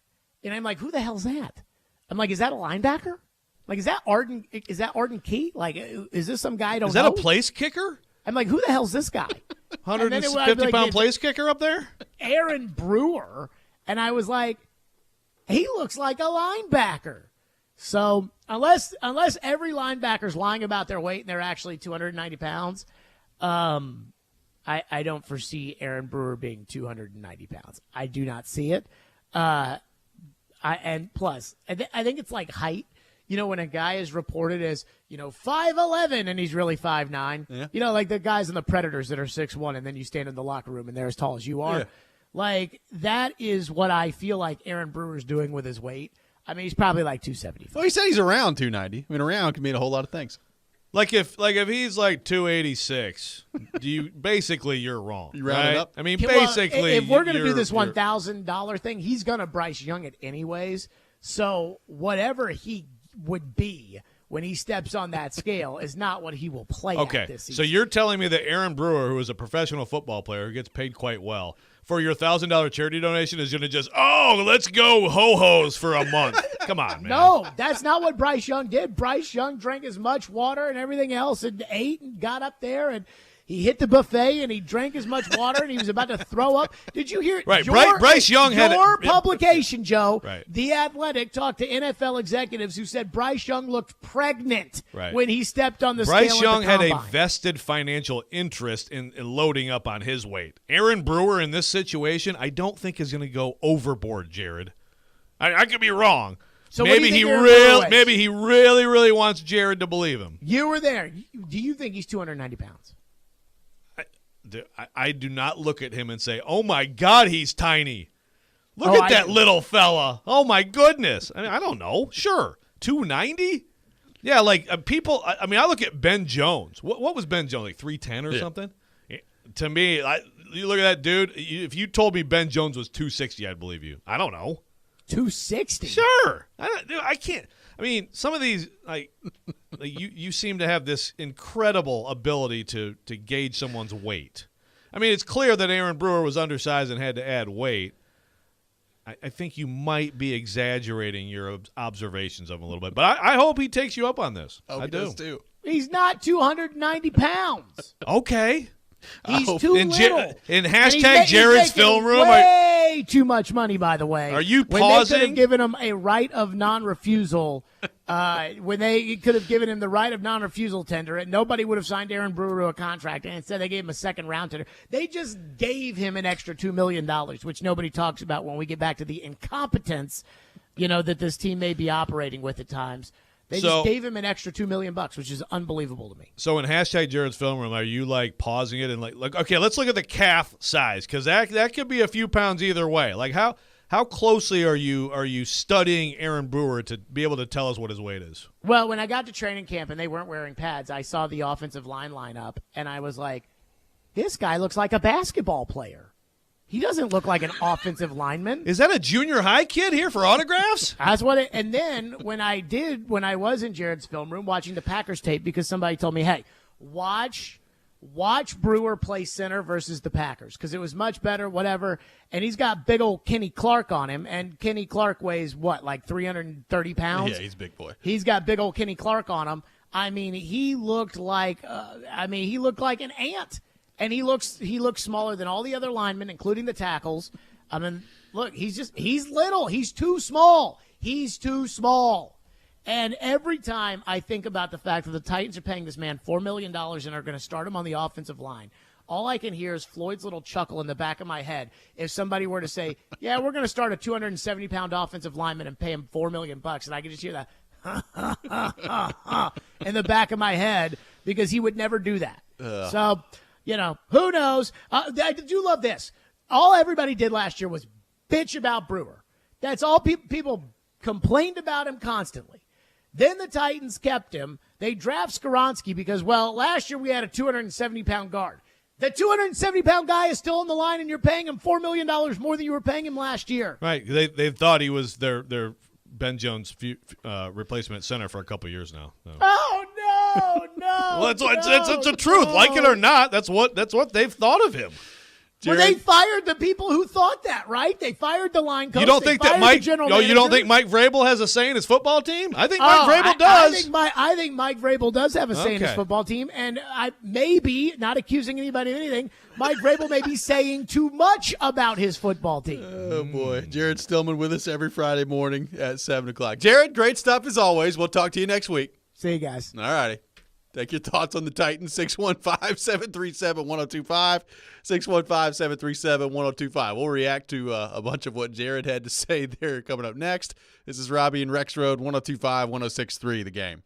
Family Leisure invites you to vacation at home with a new spa, pool, patio furniture, or wood play gym this summer. I really want a spa. 40 spas on display from Artesian, Best Spas, and American Select. Prices starting as low as $29.99. Family Leisure has over 100 sets of patio furniture with free delivery. That sounds good to me, too. We should really look at the wood play gyms for the kid. Has the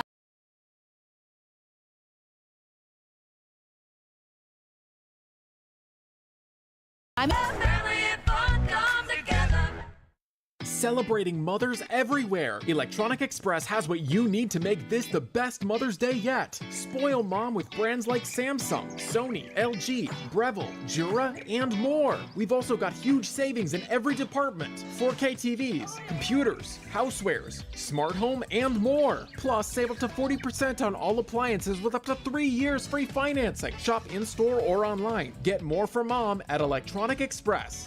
We make it happen. This is a special alert to all Americans who own a vehicle with less than 200,000 miles with an auto warranty about to expire or with no warranty coverage at all. Due to a decline in the economy, CarShield is announcing a low-cost month-to-month vehicle protection plan that is now available to the public to save any driver out-of-pocket expenses on future auto repairs. Call now to find out how you can pay almost nothing for covered auto repairs. Yes, you heard that correctly. Pay almost nothing for covered auto repairs. An open phone line has been established for all drivers to call for a free quick quote. Call 800-484-5131 now. Drivers who are covered will not have to pay for covered repairs again. This protection plan is at an all-time low. Additionally, drivers who activate this vehicle protection today will also receive free roadside assistance, free towing, and car rental options at no additional cost. Call us for your free quick quote today. 800-484-5131. That's 800-484-5131. What do you have to lose? Call 800-484-5131. Again, 800-484-5131. Anyone who has ever needed self-storage knows what a hassle it can be. You have to rent or borrow a truck and then find someone to help you move your stuff. And let's face it, moving furniture and heavy items without damaging them isn't easy. Renting the unit is worse. The hidden fees and admin costs are scarier than the dingy facilities you're leaving your stuff in. Why not use ClosetBox instead? ClosetBox is self-storage without leaving home. They'll pick up your belongings, store them securely, and bring any item back when you need it. The best part? Unlike traditional self-storage, you only pay for what you store. No paying for unused storage space. ClosetBox's background check storage movers are licensed, bonded, and insured and will take care of all of the heavy lifting. ClosetBox's local storage centers are temperature controlled and monitored 24/7. ClosetBox has an A+ rating from the BBB. Call 877-233-5696 now for the season's best rates. Get $50 off first month storage using code RADIO50. That's 877-233-5696. 877-233-5696. Want to see our smiling faces? You can watch us on Twitch, Twitter, YouTube, and Facebook Live. We are good to go. Presented by Superbook Sports, voted #1 sportsbook in Vegas. Good morning. You're locked into Robby and Rexrode, presented by TJ Anderson Homes of Benchmark Realty. I have the radio on. I'm listening to 102.5 and 106.3 The Game and the Game Nashville app. Welcome back in, Robby and Rexrode, 102.5, 106.3 The Game, presented by TJ Anderson Homes of Benchmark Realty, helping home buyers and sellers in Middle Tennessee for 20 years. We are streaming live on Twitch, Twitter, YouTube, and Facebook. Our video streaming brought to you by Superbook. We're live from our 102.5 The Game studio, brought to you by Hiller Plumbing, Heating, Cooling, and Electrical. Taking your thoughts on our phone and text lines, driven by WilsonCountyHyundai.com, 615-737-1025. 615-737-1025. Lots of comments on the text line after Jared's thoughts on Aaron Brewer and his weight. I got a text that says, I hear they're thinking of reviving The Biggest Loser. Maybe Jared can be a weight guesser. They wouldn't even need a scale. They could just have Jared guess the weights on the show. I think Jared should hop on, like jump on a train and go around with the carnival, and just step right up, guess your weight. That's awesome. $5. So we got a back and forth here on the text line. Yeah, okay. We're going back and forth on the Stroud thing, which, to be clear, in this texture, it's Scott and Franklin. What is the proof that Stroud was the Titans' target? ES reporting is all we have. No, it's not. ES reporting is not all you have. You have Athletic reporting. You have Yahoo reporting. I think you probably have every major outlet who covers this reporting. I'll tell you right now, Stroud was the target, okay?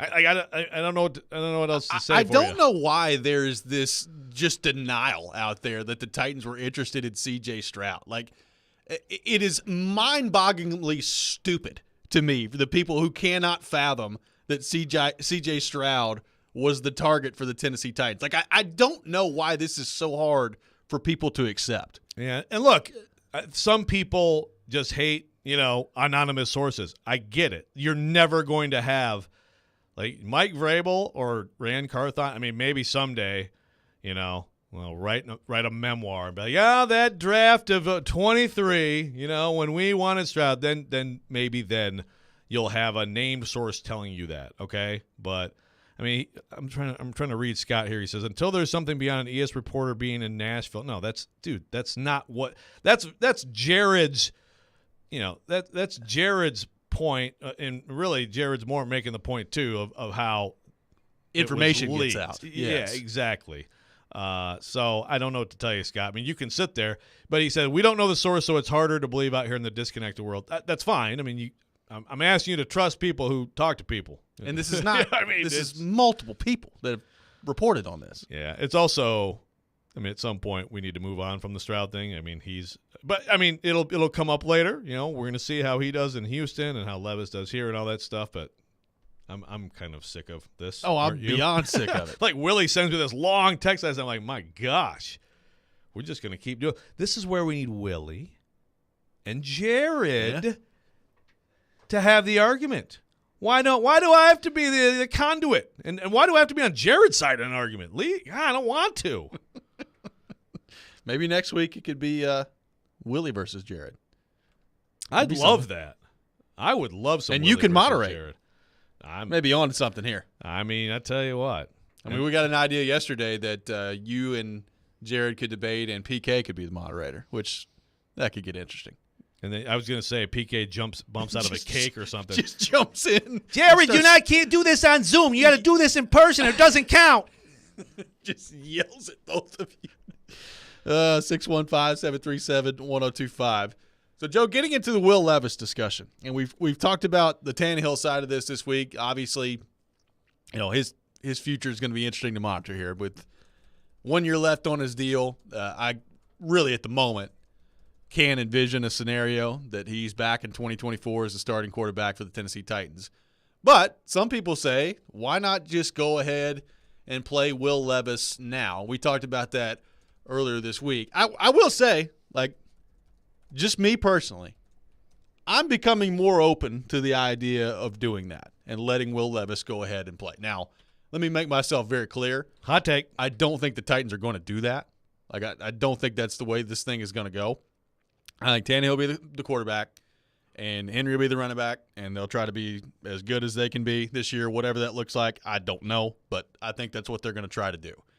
But I just, of my own personal belief, I don't think they're going to be very good. Like, I don't think the Titans are going to be very good this year, and I am opening myself up more to the idea of letting Will Levis go ahead and play. If you're bad in the process of it, maybe that's not the worst thing. And getting your receiver next year really high in the draft. I'm opening myself up more to that line of thinking. Again, I don't think they're going to do that, but if I don't have to operate with my thinking as to what I think they're going to do, I'm opening myself up to the idea of I would consider doing that if I were the Titans. I mean, I'd consider moving Tannehill. So if you can move Tannehill. By the way, I know someone asked on the text line about Atlanta. There was a quote unquote report about the Titans that was said on a podcast. This came about. I want to make sure to, this came about on the Titans fan-sided site mentioning this. So, I don't know that person. I don't know the veracity of that person. Do they have a blue check? If they have a blue check, they're probably fake. I mean, I don't know. But, look, that's definitely something that is definitely something that kind of, we've talked about before, could make sense. So here it is. Yeah, TitansSize.com, and I'll give the credit to Simon Hunter of the Action Network, reported that Correct. they had conversations involving the 8th pick in Tannehill, which would be some kind of pick swap, I assume. So, look, Arthur Smith, we've talked about this. Arthur Smith probably needs a win soon, and Tannehill would absolutely increase the chance of winning. So we can continue to argue this. That, to me, is the only way I would do it. I think that there's a lot of value for Levis in having a year to watch Tannehill. I think that can make him better. I think that can help him be a better player. Having Tannehill here and paying him and willingly sitting him saying, yeah, let's let the kid play. To me, you're just saying, let's absolutely suck, and let me just pile some more humiliation on you, Ryan. Sit there. Well, even though you know you're better than him right now. Well, let me make this clear. Like, if that was the way they went, Tannehill would not be here. Like, they would either have traded him or cut him at that point. Well, see, I think that – so, okay. Well, that's different because it feels to me like Jared and some people are just talking about, no, Levis is just going to beat him out, or they're just going to go with Levis. No. I don't get that at all. 615-737-1025, our phone number, 615-737-1025. We'll take more of your thoughts on Will Levis. Should the Titans consider moving on from Tannehill already and going with Will Levis in 2023? More of your thoughts on that coming up next. This is Robby and Rexrode, 102.5-106.3 The Game.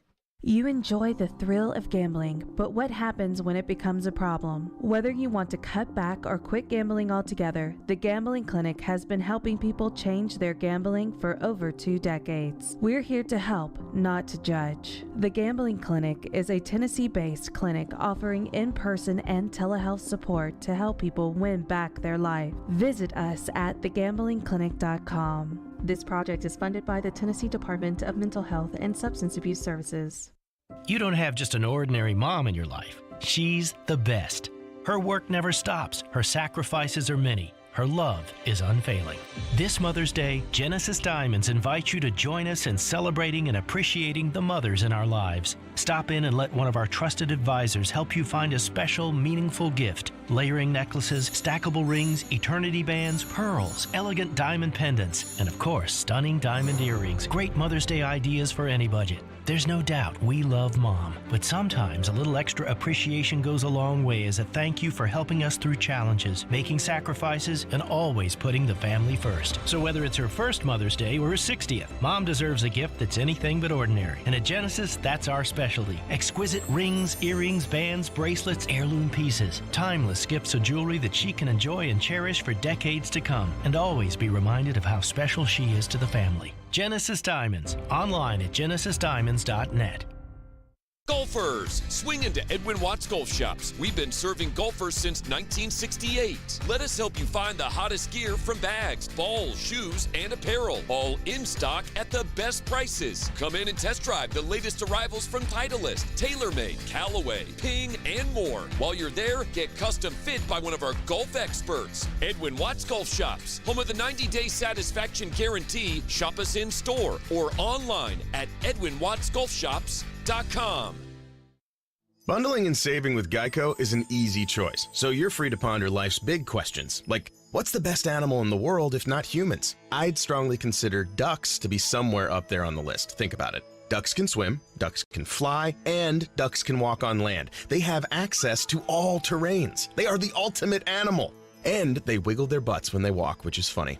Yeah, ducks are awesome. End of story.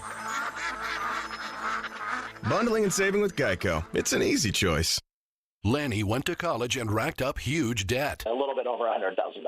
For a degree he couldn't use? Now what? I had a friend that went to my computer career and they talked to me about it. He was done in just months. I did do it online. They even helped him get hired immediately after graduation. One of the things I love about IT is that you can work from anywhere you want. You could become an IT pro in just months with zero experience at My Computer Career. It worked for me, and I know it can work for you. It's not rocket science. It's mycomputercareer.edu. This is Greg McElroy, and you're listening to Nashville's best sports talk, ESPN 102.5 The Game. And Ryan does give answers like that a lot. I mean, you can ask him about anything, and he's going to give you a pretty generic answer. That's just how he is. But I do wonder if you pulled him into a room and you hooked him up to the lie detector and you asked him straight up, how truthful do you think he'd be? I don't think he's very happy with this situation, because the text of the day so far, and I'll let you read it because you and I were just discussing this during the break, but it's Sam and Franklin, because I think this is spot on. Yeah, Sam and Franklin on our text line driven by WilsonCountyHyundai.com said, for the past 2 seasons, we have not exactly set him up for success. We have to let go of that one game as fans. Bingo. And I believe that ding, is ding, ding, ding, ding. I think that is 100% right. It's time to move on from that one game. Just like it's time to move on from A.J. Brown. It's time to move on from 3 interceptions in one game. It's time for Preds fans to quit booing Ryan Suter whenever he's on the ice. It's just, you got to let it go. That was Chase McCabe yesterday on Chase and Michelle. By the way, I don't know what this is, but I'm just going to give the listeners a preview. You got a rant about Chase coming up, too? I do. So I can't wait. I can't wait to find out what it is. Robby against Chase, Jared against Will. Well, this is a big part of it, what he just said. Okay. Grab your popcorn. Well, we'll get into this a little bit more coming up here in just a few minutes. This idea that, it's time to forget about Ryan Tannehill in the Cincinnati game. Like, well, the Titans haven't forgot about it because they've drafted a quarterback the last 2 years. And you can't tell me that their thinking on that didn't change based on that Cincinnati game. Yeah, I mean, look, that game, the trajectory of Ryan Tannehill's career changed, obviously, when he came here. And it was one heck of a – I hate to use redemption because that's such a big word. It's way beyond sports. But it was a heck of a turnaround of a career story. And then that game kind of set it going the other way.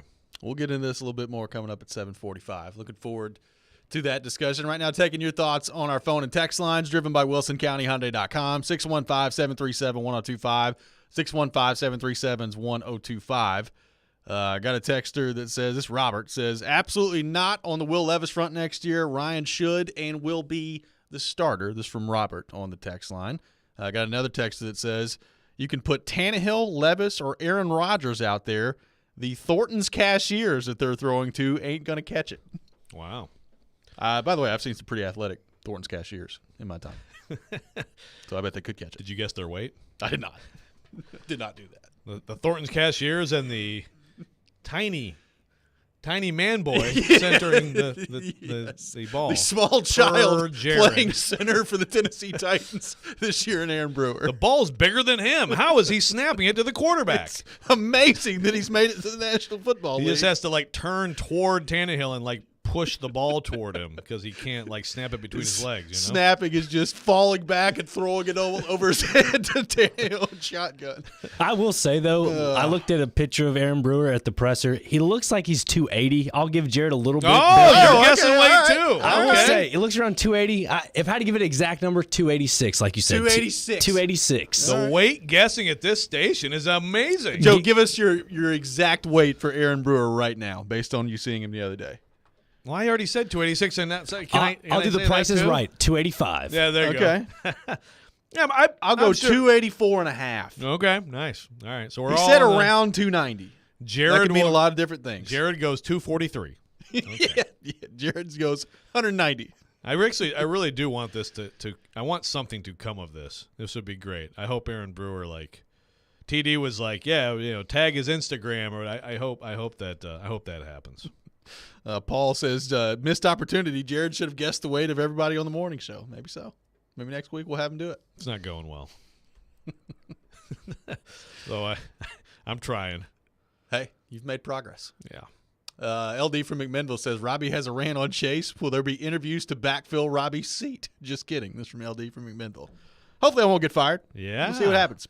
Messing with the boss. I like it. Let's see what happens. Let's live on the edge a little bit. Coming up at 7:45. So do you you don't think there's much appetite from even the fan base for Will Levis to play? Oh, I think there's plenty of appetite from the fan base.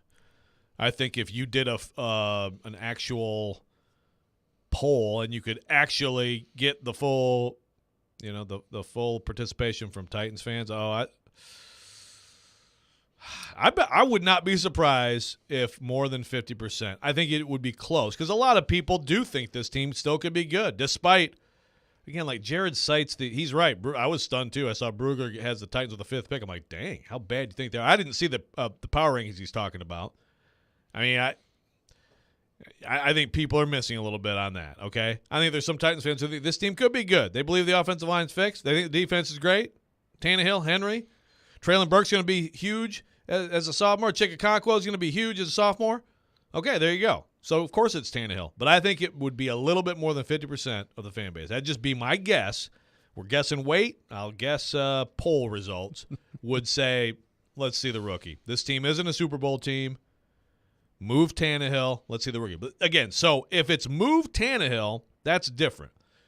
But what I'm saying to Jared and what we argued about yesterday was this, and this is why he lost, or 2 days ago, is because he's saying NFL Nation or whatever is saying there's dude, last year everybody said Malik Will's going to take Tannehill's job. That means nothing.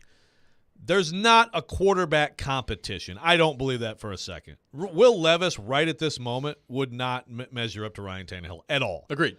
At all, as a quarterback in the NFL. So if you're going with Will Levis, you're going to take lumps and losses, and you're going to watch his growing pains in public. If that's what you want. If Tannehill's gone, okay, you're going to get a high pick next year. So there you go. And there are certainly plenty of examples of quarterbacks who go that route and play as a rookie, take their lumps, and learn from it and get better. Play well. Yeah. But if Tannehill's here, he's going to beat him out for the and Mike Vrabel is not going to be Mike Vrabel's not going to sit Tannehill and play the lesser quarterback, especially because I do think that there's going to be value this year gained by Levis sitting, which is what I think is going to happen behind Tannehill, learning from him, seeing how he goes about his business, seeing how everything. See, I mean, Tannehill's good. Well, that's going to be the interesting thing. Like, does Vrabel agree with that? Like, does he agree with the process of letting Levis sit behind Tannehill for a year? I don't know. I mean, we've never gone through this before with somebody who has a legitimate chance to be a starting quarterback. Like, Will Levis, let's make this clear. Will Levis, in my opinion, is way more ready to play right now than Malik Willis ever was at any point last year. I agree. He's way more ready to play right now than Malik Willis was at any point ever last year. So, I mean, this is the first time that Vrabel as a head coach has really gone through that part of it in terms of, do you take the approach of your quarterback of the future sitting down a year like Mahomes did, like Rodgers did? I mean, Rodgers was longer than that. But take that approach, or do you do it like some other teams have done it, and maybe like some other teams in your division are getting ready to do it with Anthony Richardson and C.J. Stroud, and just say they're in, they're playing, and this is where we're going from here. Here's a wild thing for you. I forget who put this out there yesterday, but if Will Levis is the starter, let's say Will Levis starts, Anthony Richardson starts, C.J. Stroud starts, and Trevor Lawrence starts, Will Levis is the oldest quarterback in the AFC South. Yeah, that's wild. Yeah, I saw that. I did not realize he's older than Trevor Lawrence. Yeah. That is wild. And, of course, it'd be a lot of fun if that's how it went this year, if they all started. To me, Richardson is absolutely the classic, like, have the redshirt year guy. But I agree. Like, if Jim Irsay wants something, Jim Irsay usually gets it. That's true. I mean, I agree with that. That's what I think Gardner Minshew would be like a perfect. Here, you go play, and then when we feel like Richardson's ready this year, we'll put him in. Yeah, and it'll be like 5 games. Exactly. I mean, yeah. And look, that may happen here too at some point. I mean, John from Nashville says, well, lost 7 games in a row. Drafting number 5 is not crazy. But the thing is, John, what if they actually do have good health luck, right? I mean, you don't think the defense can be good? This is what Liam, again, we've talked about it, but I'll say this from the text line, driven by Hyundai.com by Liam. That's the problem. I'm just confused. Are we trying to be good? Are we trying to go young and tank? I just hope there's a plan and they know what they're doing. I think they're in between. I agree. I mean, which is why I'm starting to lean more and more towards the Levis path. That's just me. Yeah. Well, you know what? I do wonder if there's conversation right now. It's like, okay, the rookies are coming in, and there's going to be OTAs and there's going to be minicamp and all that stuff. You know, is there a conversation of let's see what he is? Let's see, could he handle a situation like that? And at some point, Tannehill's cut. I mean, it's possible. I just think Vrabel, who's lost 7 straight games, embracing the idea of being bad. Like at some point, it's like, here's your football team. Now, win as much as you can. Yeah. Like no one, like if you're a coach, Vrabel is never, like he would scream at anybody who would say, "Ooh, we can get a higher pick next year," right? I agree. So, but he's also, I think, he's also part of the decision making that's gone this way, and it's gone to go get the next quarterback. So, well, he was in the room. He was in the room. So, I mean, this is 2 years in a row now that they've taken a quarterback. He was in the room when they traded A.J. Brown, too. I know. But, I mean, you'd be hard-pressed for me to get to Mike Vrabel not having any say over the Will Levis pick. Like, I know Charles kind of floated it out there yesterday of like, you know, we've seen owner picks before. Like, did this happen? And I don't know. Like, we'll never know. Like, if Amy Adams Strunk said, hey, guys, you're taking a quarterback here. This is what you're doing. But I'm not, you know. She did fire John Robinson 2 days after. Yeah, man. I mean, owners do things like this sometimes. I know. Typically, bad owners do things like that. Yeah.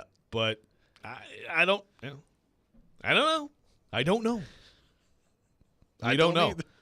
I know that they wanted C.J. Stroud. I don't know exactly all the conversations that preceded the drafting of Will Levis. 615-737-1025 is our phone number. 615-737-1025. Coming up next, it's time for the Rob Rant here on Robby and Rexrode.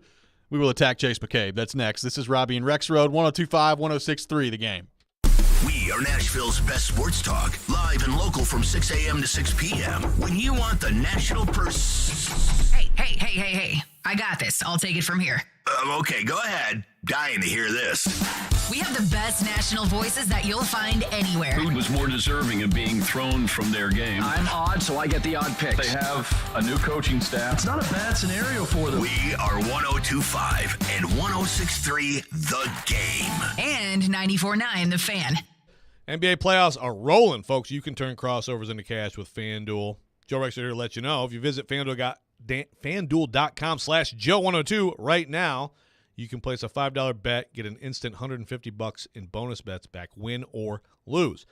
FanDuel is America's #1 sports book because it has great promotions every day. It's safe and secure. You get paid instantly. It's easy to use. That's a big deal. And if I was giving you something to look for, say, this weekend, you know what? Anthony Davis over on scoring in the next game because he had a down game in Game 2. He's going to go off in Game 3. That would be one thing I would advise. You do whatever you want to do. Just do it on America's #1 Sportsbook.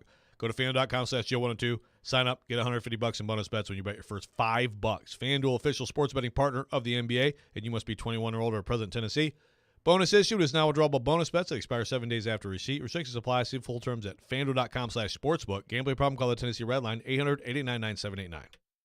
Family Leisure invites you to vacation at home with your family with a new spa, pool, patio furniture, or wood play gym this summer. I really want a spa. Family Leisure has 40 spas on display from 3 of the biggest brand names: Artesian, Best Spas, and American Select. Prices starting as low as $29.99. What about above ground pools? Family Leisure has hundreds of pools in stock and on sale. Guaranteed installation before Memorial Day, starting as low as $29.99. Install. Wow, that's great. If you're looking at a spa, I want some new patio furniture. Family Leisure has patio furniture from all the big brand names like Hanneman, Woodard, Jensen, and Apricity. There's more than 100 sets on display to choose from with free delivery. That sounds good to me, too. And maybe a new Sabre infrared grill to go with it? We really should look at the wood play gym for the kids. Family Leisure has the Diamond Point swing set on sale at only $24.99 installed. It's Family Leisure's Vacation at Home sale going on now at both huge locations, Franklin and Antioch.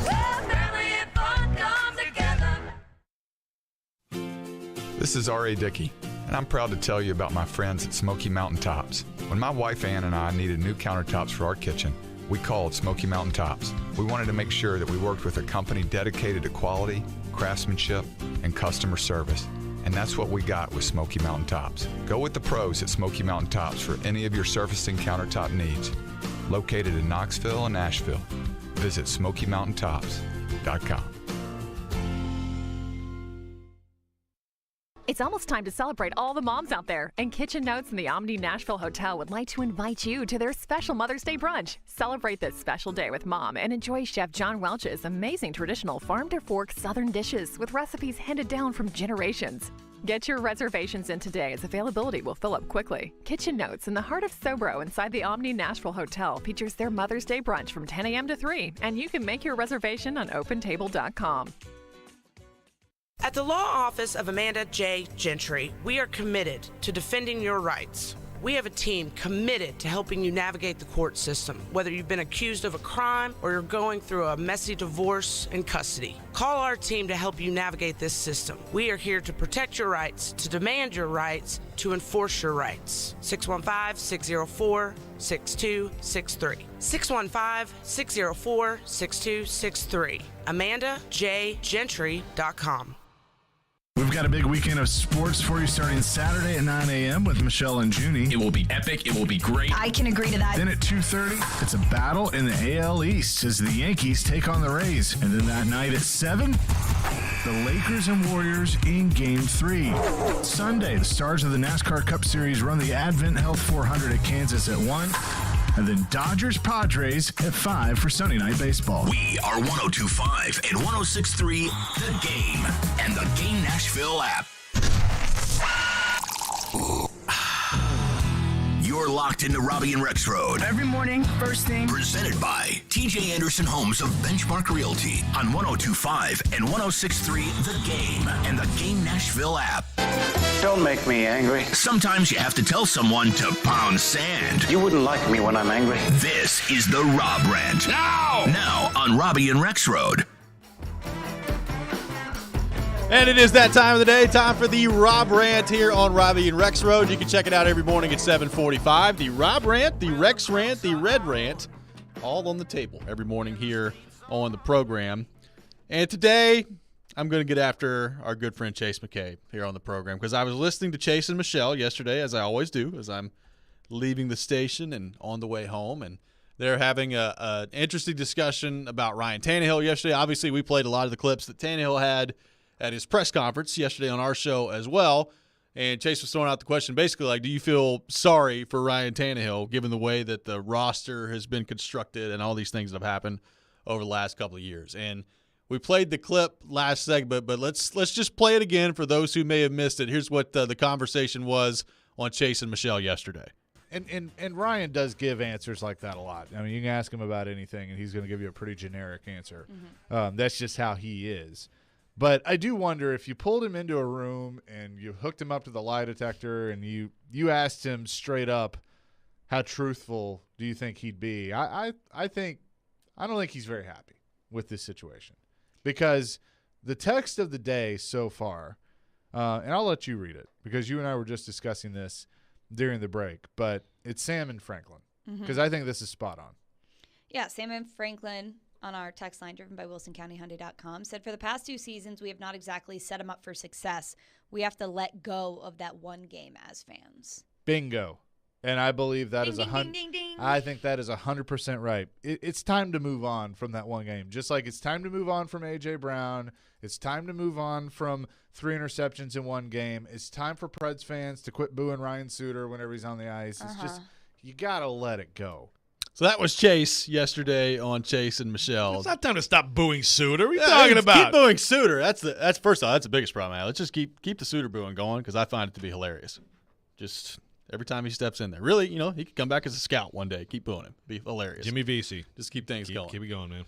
Like, I totally disagree that it's time to move on from the Cincinnati game because the Titans haven't moved on from the Cincinnati game. The Titans, in the immediate aftermath of the Cincinnati game, talked about being great around Ryan Tannehill, and then in the aftermath of that, drafted Malik Willis in the 3rd round, and now I've drafted Will Levis in the 2nd round. And they did that because regardless of what they say, they don't think that you can win a Super Bowl with Ryan Tannehill. That's why they're doing it. Like if they thought that they could win a Super Bowl with Ryan Tannehill over the next 4 to 5 years, they wouldn't be drafting another quarterback. They'd be drafting pieces around the quarterback to help him go do it.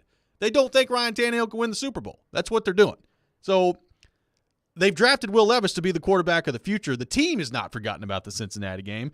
And the other part of it is this. Like, people keep acting like it's just the Cincinnati game that is the red flag with Ryan Tannehill and that he hasn't had the pieces around him. Well, let's go back to the Cincinnati game. He had A.J. Brown.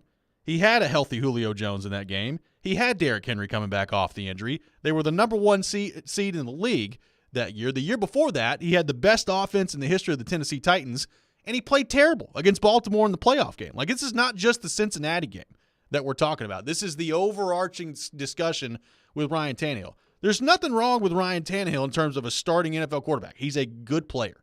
He is a good quarterback.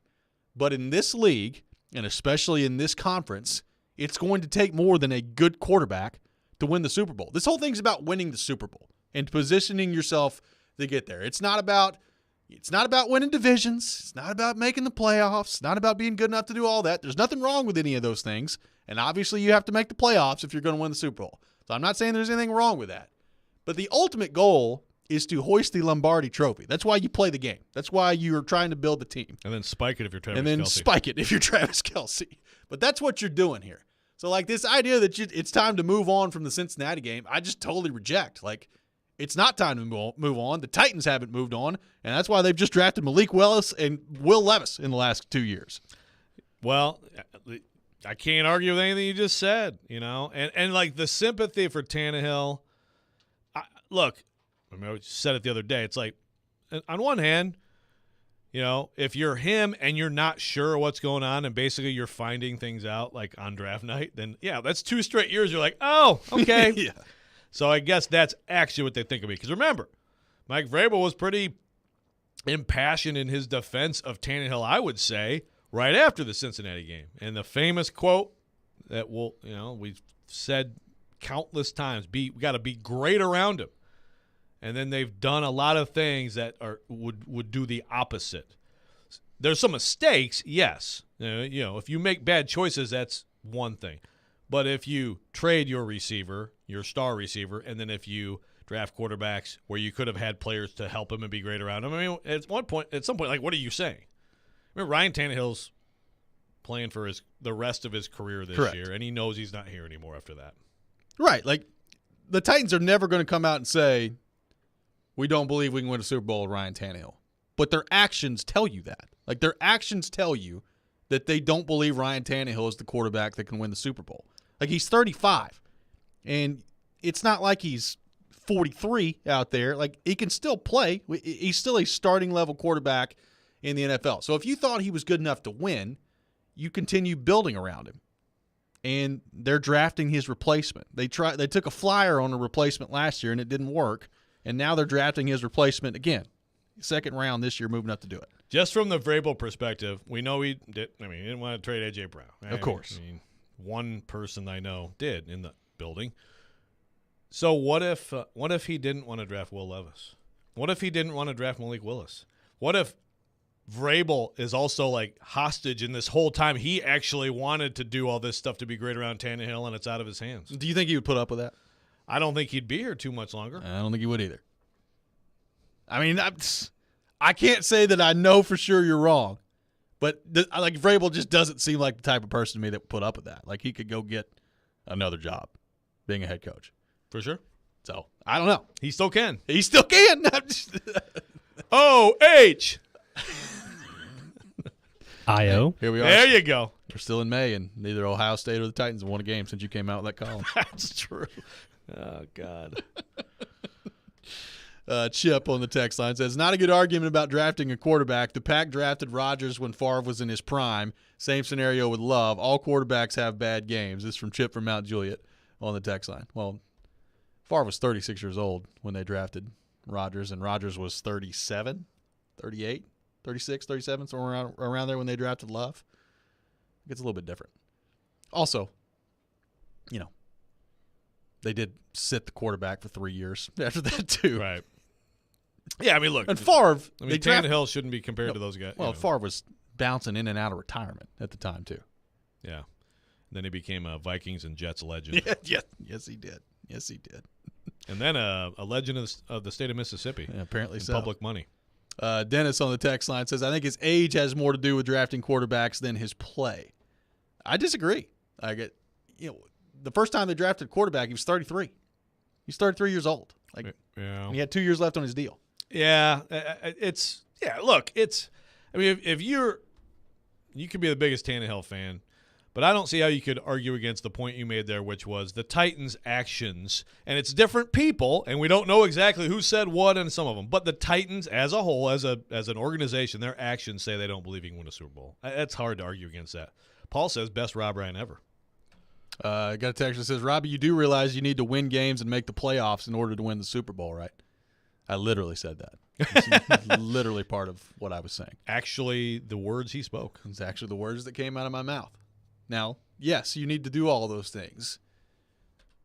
Look, there is a perfectly viable scenario where they turn to Will Levis and it doesn't work. Matter of fact, if I had to pick a scenario to lean, that's where I'm leaning. That they're going to go to Will Levis at some point and it's not going to work, and they're going to be back in a search for a quarterback. That absolutely could happen. But at the same time, personally, I kind of applaud the Titans for taking the risk on the quarterback. To me, it was time. You got to, if you're going to compete with Joe Burrow and Patrick Mahomes and Josh Allen, you got to find your guy. And it may not work with Will Levis, and I guess at least you could say you tried if you're the Titans at that point. But you were not beating those guys and winning a Super Bowl with Ryan Tannehill. It just was not going to happen. I mean, it would take a perfect set of circumstances in order for something like that to happen. So that happens, and I'm interested to get TD's perspective on this coming up. But that happens, and then Tannehill goes, I don't know, somewhere. Yep. And goes to the Super Bowl. Well, then people play this Rob rant and call me an idiot for 2 years after that. 615-737-1025 is our phone number, 615-737-1025. Coming up next, we'll be joined by Teron Davenport, ESPN NFL Nation Titans reporter and host of Talking with TD. That's next. This is Robby and Rexrode, 102.5, 106.3 The Game. All the big plays. For the win! Yes! Vanderbilt wins it! All the big stories. Quarterback carousel. What the Titans decide to do at the quarterback position. All in one place. We are Nashville's best sports talk. 102.5 and 106.3. 10% chance of making the playoffs. Checker flag is in the team with incredible talent. Every team in the league. The Game and the Game Nashville app. ElectronicExpress.com. We make it happen. The Game text line is driven by Wilson County Hyundai. Online at wilsoncountyhyundai.com. Be a part of the conversation. Call or text the Game at 615-737-1025. The greatest American rock and roll band in history, Aerosmith, present Peace Out, the Farewell Tour. Aerosmith, with special guest the Black Crowes. Bridgestone Arena, January 10th, 2024. Get tickets this Friday at 10 a.m. at livenation.com. Aerosmith with the Black Crowes, the Farewell Tour. Peace out. For the ones finding new ways to ensure the job always gets done. For the ones wearing many hats. For the ones who are hands-on, even from far away. And the ones keeping business moving forward. We are Grainger, offering professional-grade industrial supplies, plus real-time product availability and access to experts ready to answer your toughest questions. Call, click Grainger.com, or just stop by. Grainger, for the ones who get it done. Live from the Hiller Plumbing, Heating, Cooling, and Electrical Studios. WPRT-FM Pegram, WPUC HD2 Laverne. Robby and Rexrode. Chase and Michelle. Caroline, Willie, D-Base. Stone and Company. Nashville's best sports talk. Crank it up. 102.5 and 106.3. Cranks it, he scores! On both sides of the one big possession. Touchdown, Middle Tennessee. The Game. A Cromwell Media Station. Mixing sports and a little bit of fun. This is fun. On your morning drive. This is Robby and Rexrode. With Robby Stanley and Joe Rexrode. Presented by TJ Anderson Homes of Benchmark Realty. On Nashville's best sports talk. 102.5 and 106.3 The Game. And on the Game Nashville app. Ladies and gentlemen, it's showtime. Final hour, Robby and Rexrode, 102.5, 106.3 The Game. Robby Stanley, Joe Rexrode, Nick Fraser here with you on this Friday morning. And as we do every Friday morning at 8 o'clock, we go to our 102.5 The Game phone line, driven by WilsonCountyHyundai.com. And welcome in Teron Davenport, ESPN NFL Nation Titans reporter and host of Talking with TD. TD, good morning. How we doing? Hey, good morning. How's it going? We're awesome, man. Appreciate you taking time to be with us. TD, what did you make of Ryan Tannehill's press conference the other day? Kind of the way that he approached some of those questions, specifically about his conversations with Rand Carthon over the offseason. I like the approach, and it's a matter of controlling what you could control and being focused on that. I really like how he had that mindset, and he said he's just going to focus on going out every day and getting better and winning games, and I think that's what it's about. Definitely showed a lot of maturity, and it's almost like that maturity that he has is a gift and a curse, because it's a gift in that it'll allow him to work through this, but it's a curse in that it makes the organization even more comfortable knowing that he's not going to turn around and cause a lot of the rift that other quarterbacks or players may do if you draft a future replacement in back-to-back years. I haven't really thought about it that way, but so like basically they're taking advantage of his niceness. He's nice guys finish last kind of thing here. Yeah, I don't think it's a matter of taking advantage of it as much as it's like, hey, I know he's not going to have an issue, and we have a job to do, so it makes it easier to go about doing that. So we've talked quite a bit about him today, TD. One, just the idea of, well, I'm not even going to bring up the idea of a quarterback competition. There's not a competition, right? I mean, Tannehill's going to be the starter if he and Levis are both out there. I would imagine he's quite a bit ahead of Levis. But what about the idea of moving on from Tannehill? Again, I don't think the trade market is great. I mean, there's a couple teams you could maybe make a case for, but just moving on and playing Levis this year and taking the lumps, but letting the rookie work through it on the field. That has worked for some quarterbacks. And of course, you're in better position next year. If you were in charge, would you consider doing that, or would you be convicted that it's just got to be, Tannehill and just try to be as good as you can be this year? No, I think you really go ahead and allow them to compete, to so-called earn it on the grass, as they've said they're going to do. I wouldn't go with Levis out there now. I wouldn't do that, because regardless of how talented he is or how much what he did at Kentucky, in that play action based scheme, how much that transfers to what the Titans do, I don't think he's ready, honestly. I think you still need to do a lot as far as the developmental part of it, being better with the football, not putting it in harm's way, and making reads better. Those are all areas for improvement for Levis. So I would work on that throughout the process, and you have the luxury of having a guy like Tannehill who's going to win or go out and put the best foot forward. So I think that having him is going to – anytime you have Henry, Tannehill, and Vrabel, you're going to win. You're probably going to win 7 to 8 games. So you are kind of hurting yourself draft status-wise, but you know what? That's not that's the long term. You got to take care of what's in front of you, and you, regardless, have to field a team that's going to be competitive. Teron Davenport with us here on Robby and Rexrode. So, TD, what do you make of the way this all played out for the Titans, going from the C.J. Stroud conversation, really the day of the draft, and the Titans maybe trying to move up to number 3 there to get him, to Will Levis sliding out of the first round, and to the Titans moving up to go get him early in the second round? What do you make of the way this all transpired for the Titans, and what do you make of the position the Titans are now in, having drafted the quarterback? Yeah, I mean, there's definitely some information that leaked out, and I don't know that information forced the Texans' hand. I think this is what they were going to do all along. But end of the day, they ended up with a quarterback. Now, was it the top guy on their board? That, depending on who you talk to, that remains to be seen. But I think that's how you look at it. End of the day, they got a guy for their future. Now, as far as, going forward, I think they're in a good position, right? Because you got Skoronski. Your offensive line is going to be stronger. So that's the foundation. And like any other team that's defense-based and running-based, that's where you start. You build from inside out. So we haven't really, been able to just go through the entire haul with you, TD. So what's your favorite pick from this draft? I can't say that I have a favorite pick. I think, I don't have a favorite pick to look at it that way.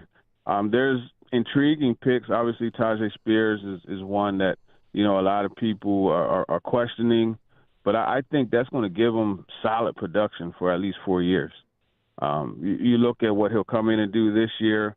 He'll be a guy that will compete for that third down back and that change of pace back role to Derrick Henry. But if they should move on from Derrick Henry, I think, this is a guy that, could be a big part of the committee that they'll likely have with he and Hassan Haskins. So I could give you the most intriguing pick. I don't have a favorite pick, frankly.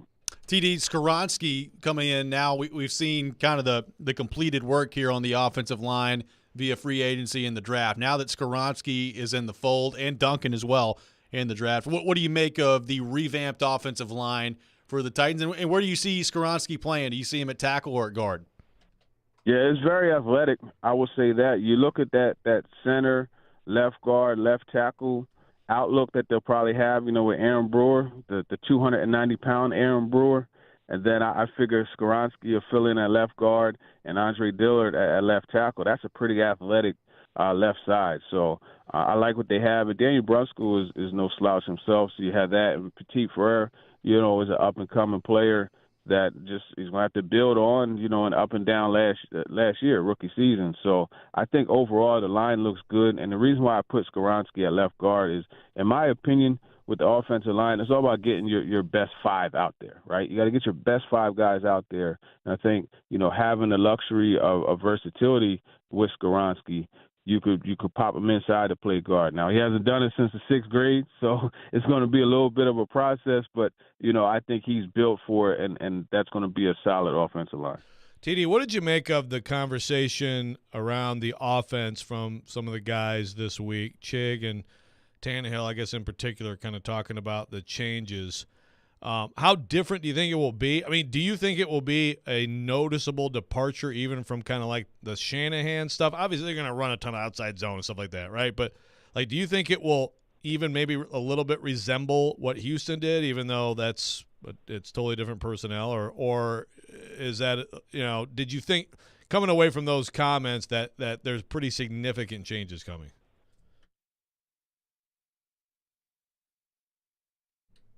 We may have lost TD.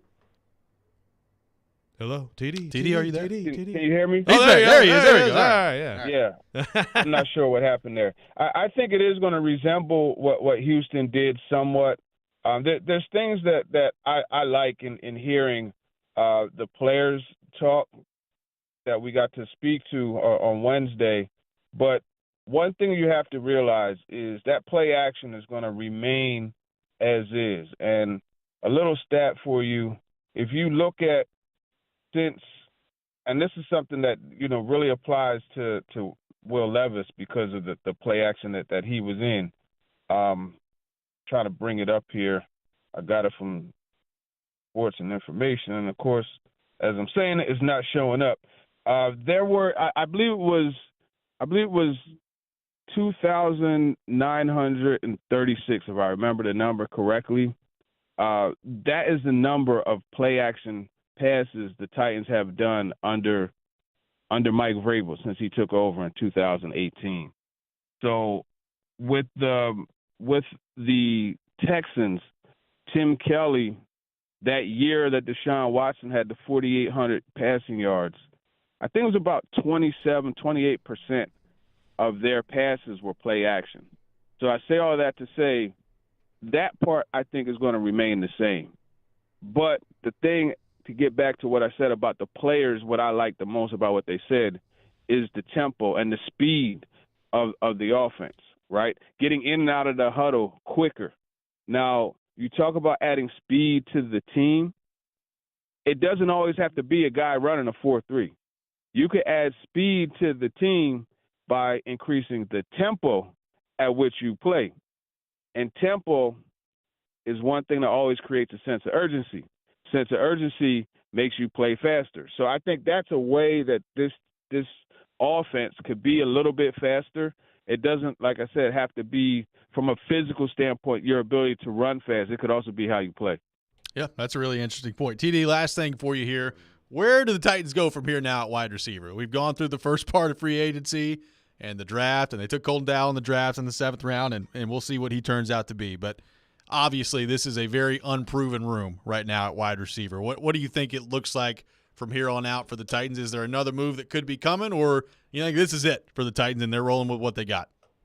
You know what? If I'm the Titans, I might give Chase a call, and just say, hey, Chase, listen, I know you have Chris Sanders do random segments, and I know he looks like Tyrone Hill, but we're gonna need him to come out and give us a couple go routes. And I know you got the D Mace, Willie, and Caroline show, but yeah, we need to see if D Mace is able to come out, field a couple punts, and if he still has that nice backside dig route in him. That's probably what they have to do. But no, all jokes aside, I think it's just a matter of combing the waiver wire. And then you have to look through the different teams and look at situations, right? Jared had mentioned Tyler Boyd. I don't know that they have the capital to make that type of trade, but you look at a team like the Bears, right? So during the season, they traded for Chase Claypool, and then before the draft, they traded for DJ Moore. Then they took Tyler Scott. Now, having those three, does that make you say, hey, you know what, we got a speed guy in Tyler Scott that attacks the ball.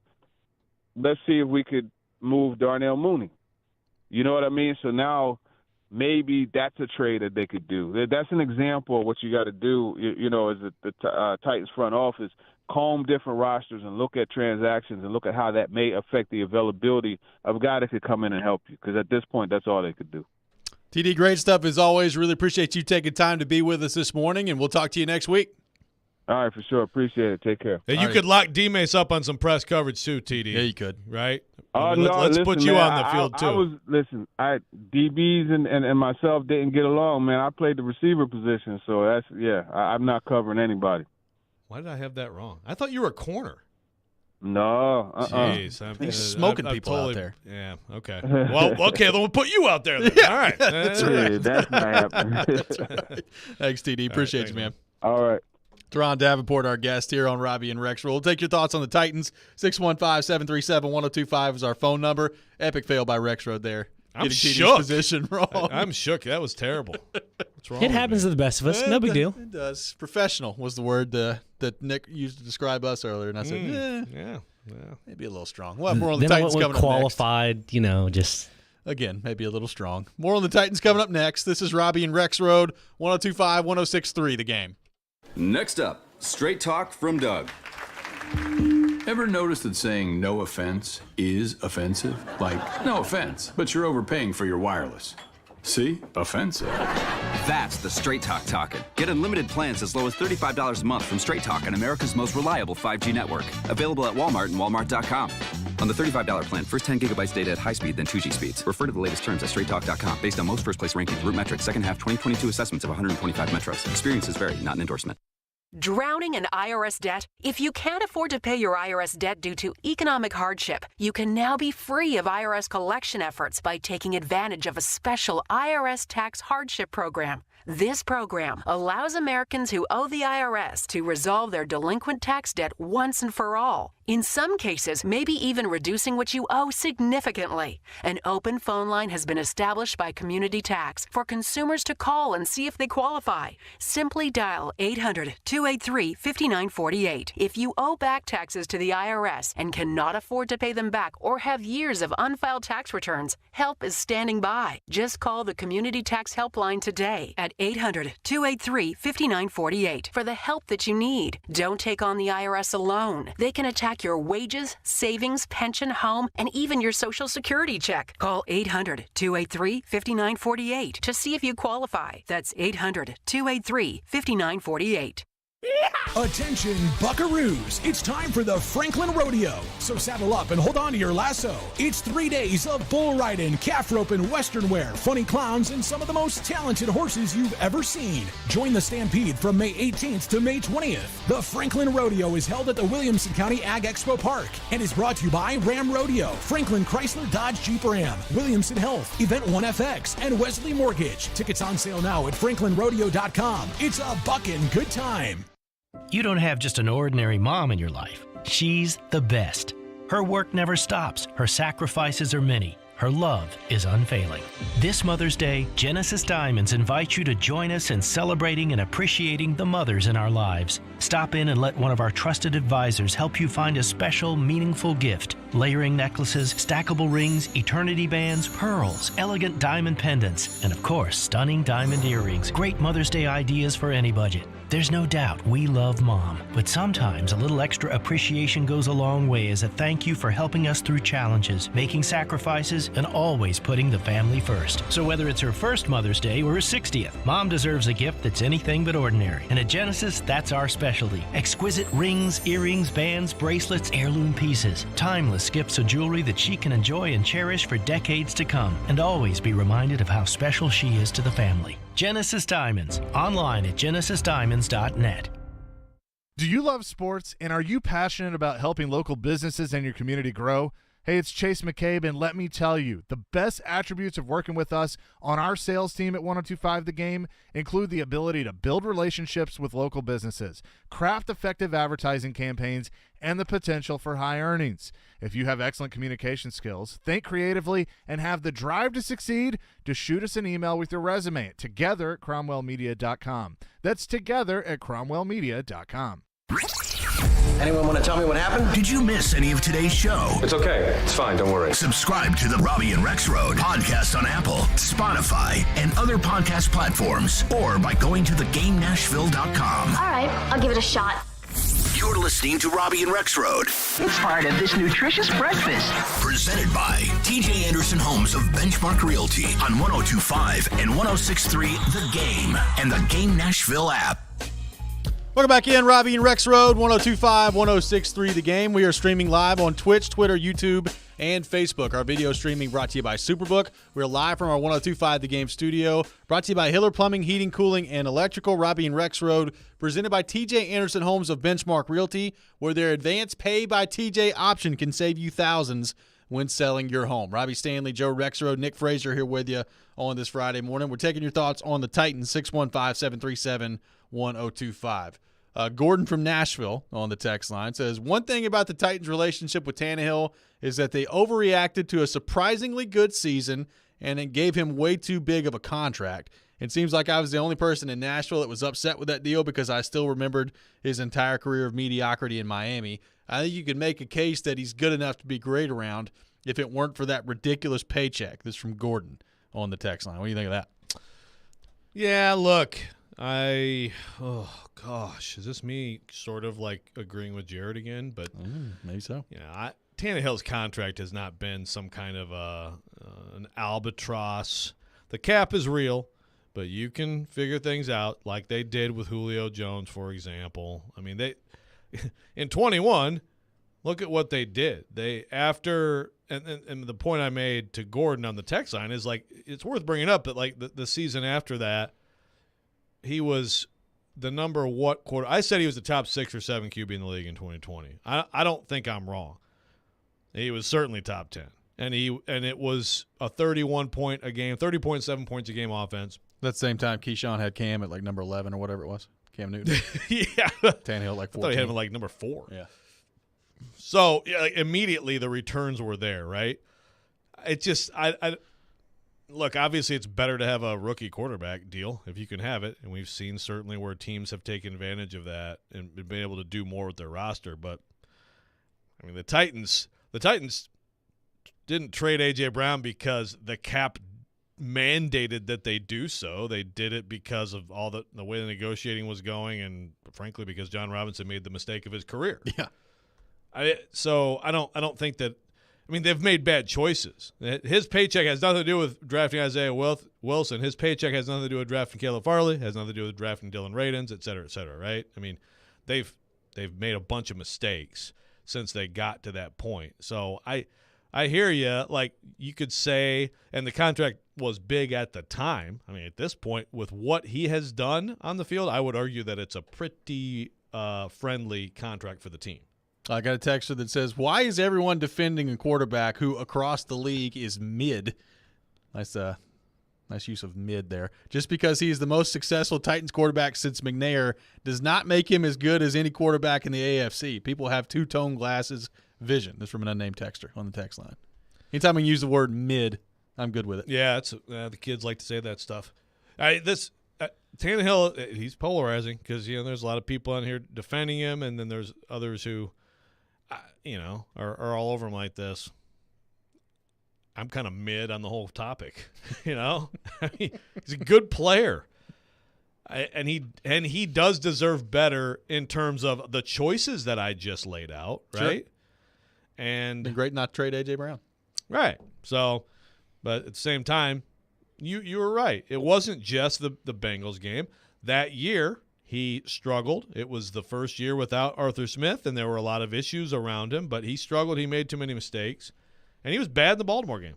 He was bad. I thought he was good in the 2 playoff wins he had with the Titans. Didn't have big numbers, but he was good. He played winning football, and he was pretty good in Kansas City, really. I mean, that wasn't on him. He was bad in the Baltimore game. So starting from that point, after that amazing 2020 season, through the 21 season and through the Bengals playoff game, he did not perform the way they expected or needed him to perform. Yeah, no question about it. And like I said, their actions have followed that up since then in terms of the way they think about it and what they do. Like, we talked about this. I even separate the Malik Willis pick and the Will Levis pick. Like the Malik Willis pick is in the 3rd round, and the guy has fallen to you. And even as late as that day, people thought that there was a chance that Malik Willis could go in the 1st round just because he's quarterback. Now, Titans took a chance, and he's still on the team, still on the roster. But I think the drafting of Will Levis also kind of tells you what they think about Malik Willis at this point too. Like Will Levis right now, when you move up in the 2nd round at number 33 overall to go get him, you're not taking that guy because you're taking a flyer on him. He's going to be your quarterback of the future. Yeah. Now, it may not work, but he's going to be the quarterback of the future. Right. So Tannehill said it's deja vu, but it is different, no doubt. I mean, it kind of fell to you, but you then moved up, and so it is different. And yeah, they've been working real hard to move away from Tannehill. So here on the text line, Tannehill, the best QB in Titans history. Cue the McNair crazies. Okay, so a wide range of opinions today on Ryan Tannehill. It's funny though. I will say, Robbie, in that 2020 season, I know that we sat here in this room and definitely had the discussion of, I think he might be the best. This might be the best quarterbacking the Titans have ever seen. Yeah. Now, the entirety of his career, I would disagree with you. I agree. Steve McNair was better. Steve McNair was co-MVP. The McNair crazies don't have to say anything to talk about a guy who got you within a play of winning the Super Bowl and won an MVP. Come on. Well, the game is just so different now than it was then, too. I mean, it's really, in the grand scheme of things, that wasn't that long ago. But the game is totally different now than it was then. I mean, well, some fans will tell you that this is the Jeff Fisher offense over again. I promise you that it's not. I'm not agreeing with them. I'm just telling you. Look, I'm not trying to diminish what Tannehill has done. To me, the answer, the question is very simple to me. Hey, look, you can have a different opinion on this than I have. That's fine. But the question is, do you think you can win a Super Bowl? Not do you think you can win a division? Not do you think you can get to the playoffs? Do you think you can win a Super Bowl in this AFC with the quarterbacks that you have to go through with Ryan Tannehill? Well, Sean Mack from Dixon says, look, guys, I'm not a Titans fan, but can the Titans win the Super Bowl with Tannehill? Answer is yes, if they have all the other components needed. Great defense, good receivers. Example, Ravens with Dilfer, Broncos with Manning. At most, those quarterbacks were a C-plus to B quarterbacks those Super Bowl years. And I'm not arguing with anything he said, but I will say. I'm arguing with everything he said. Okay. Trent Dilfer was 25 years ago. Okay. Right. And the quarterbacks, even in Manning's year with Denver, the AFC has never been this loaded at quarterback. Ever. Not close. It's loaded at quarterback. It's a totally different discussion now. I know that they've had Manning and that they've had Brady and Roethlisberger, and those are three great players.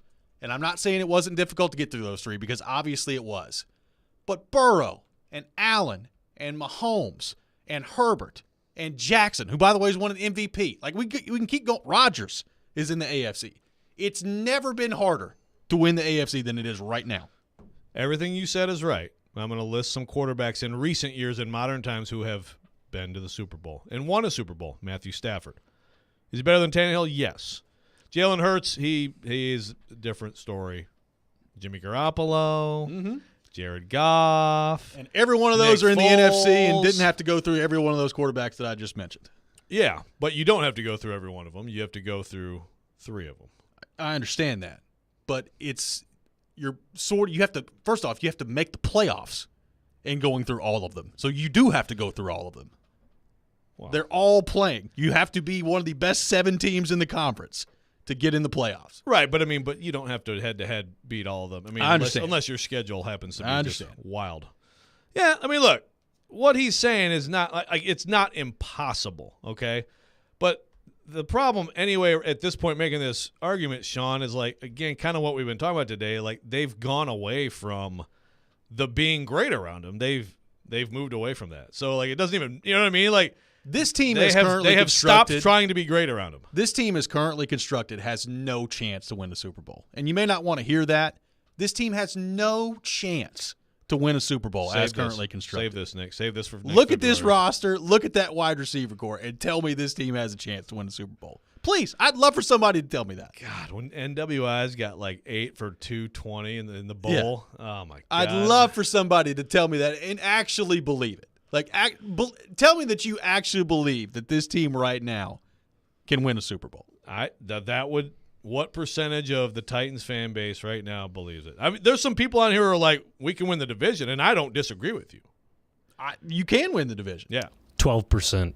You think 12% of Titans fans think that this team could win a Super Bowl? I think that's high. I'm being generous. As being an Ashevillean, I'm being generous. I'd say I might go 8%.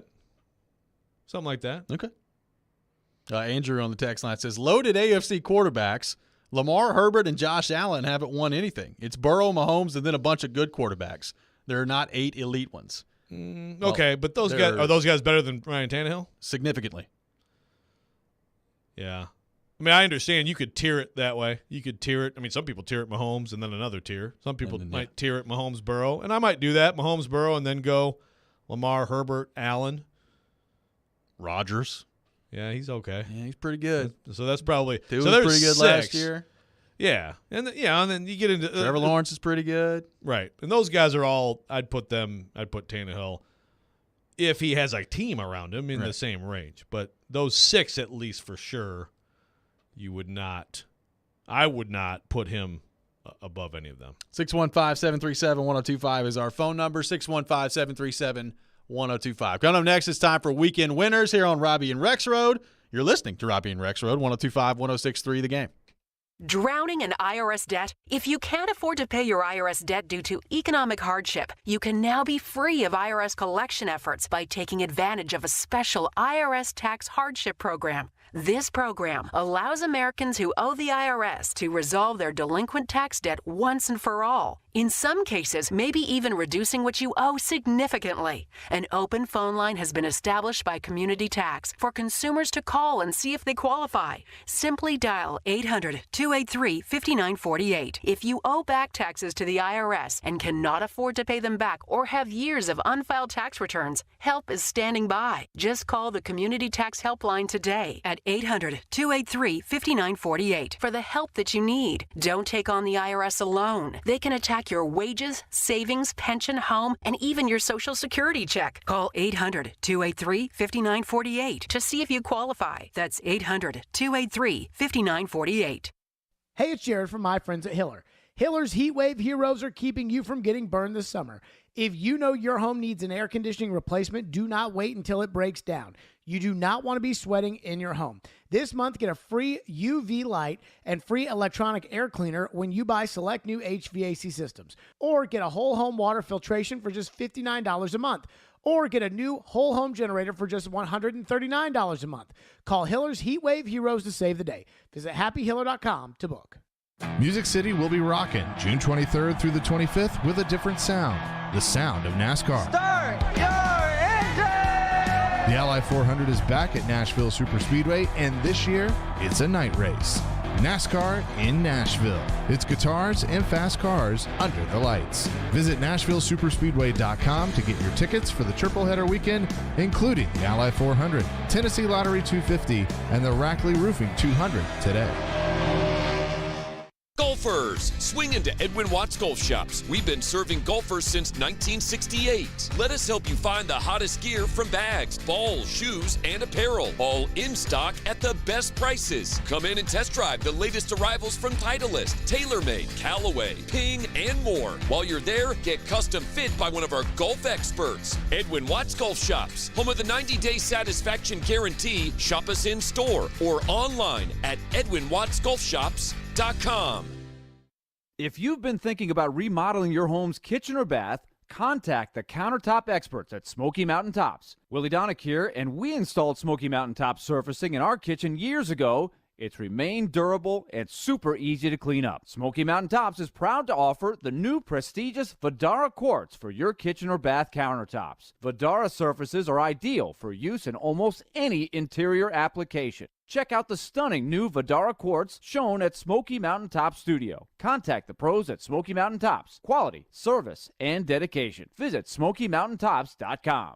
What if you could be credit card debt-free in 10 days and save as much as $1,000 a month? Loan Pronto's all-new Express Equity Line of Credit program is just what you need. Hey, Willie Donick here. You don't have to do a full home refi. You can tap a small portion of the equity you have and enjoy a super low monthly payment. With Loan Pronto's Express Equity Credit Line, you can close in 7 to 10 days. And a $50,000 loan would only cost you around $400 a month. Use that money to pay off high-interest credit cards or do a home improvement. You can access up to 90% of your home's equity, and 9 out of 10 homeowners won't even need an appraisal. Even if you did a total refi recently or just bought your home, you can tap the equity with this fast, easy program. Stop the madness and say no to 24% interest fees. Call Loan Pronto today. 615-499-5780. That's 615-499-5780 or go to loanpronto.com. Equal housing lender, NMLS 166-1781, subject to lender approval. Hey Nashville, this is Mookie Betts. You're listening to Nashville's best sports talk, ESPN 102.5 The Game. We try to stay cool by being on social media. I'm with it. I'm hip.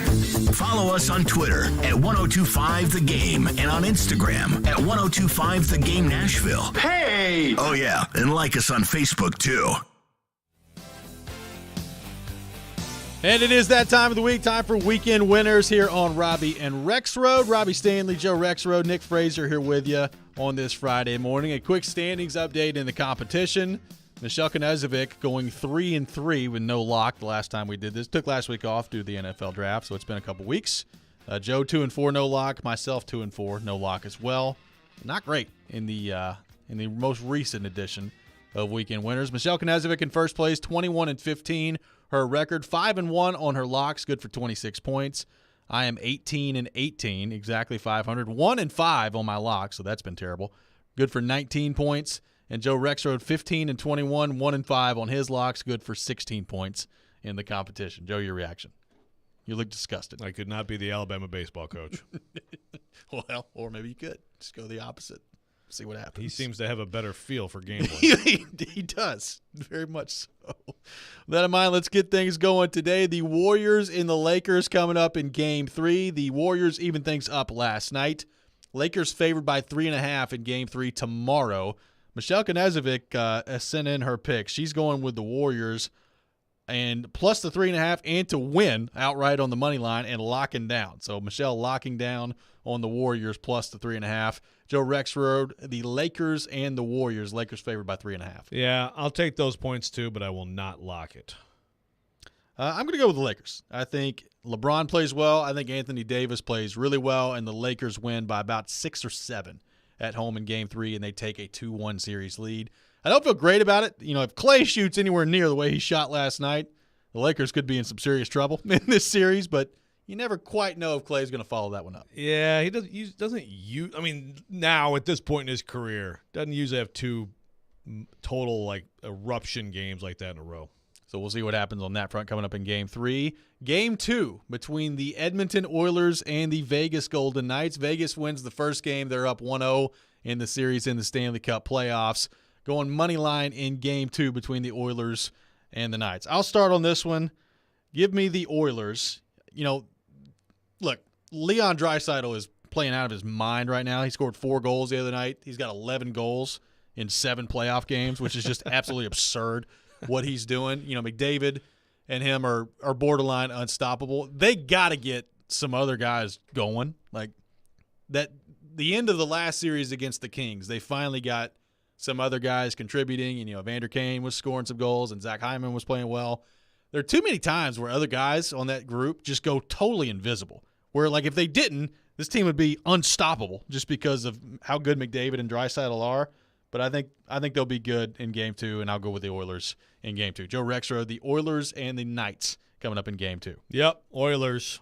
You know, even though Draisaitl will only probably get like a couple goals, I like their chances. Going with the Oilers in Game 2. Michelle Knezovic also going with the Oilers in Game 2 as well. We move to the individual portion of the program. Joe Rexrode, your first individual selection. So I'm going to go, and I was just trying to get inside information from our resident Miami Heat fan, yes. You. Knicks at Heat, Heat -3. I'm going to lock down the Heat.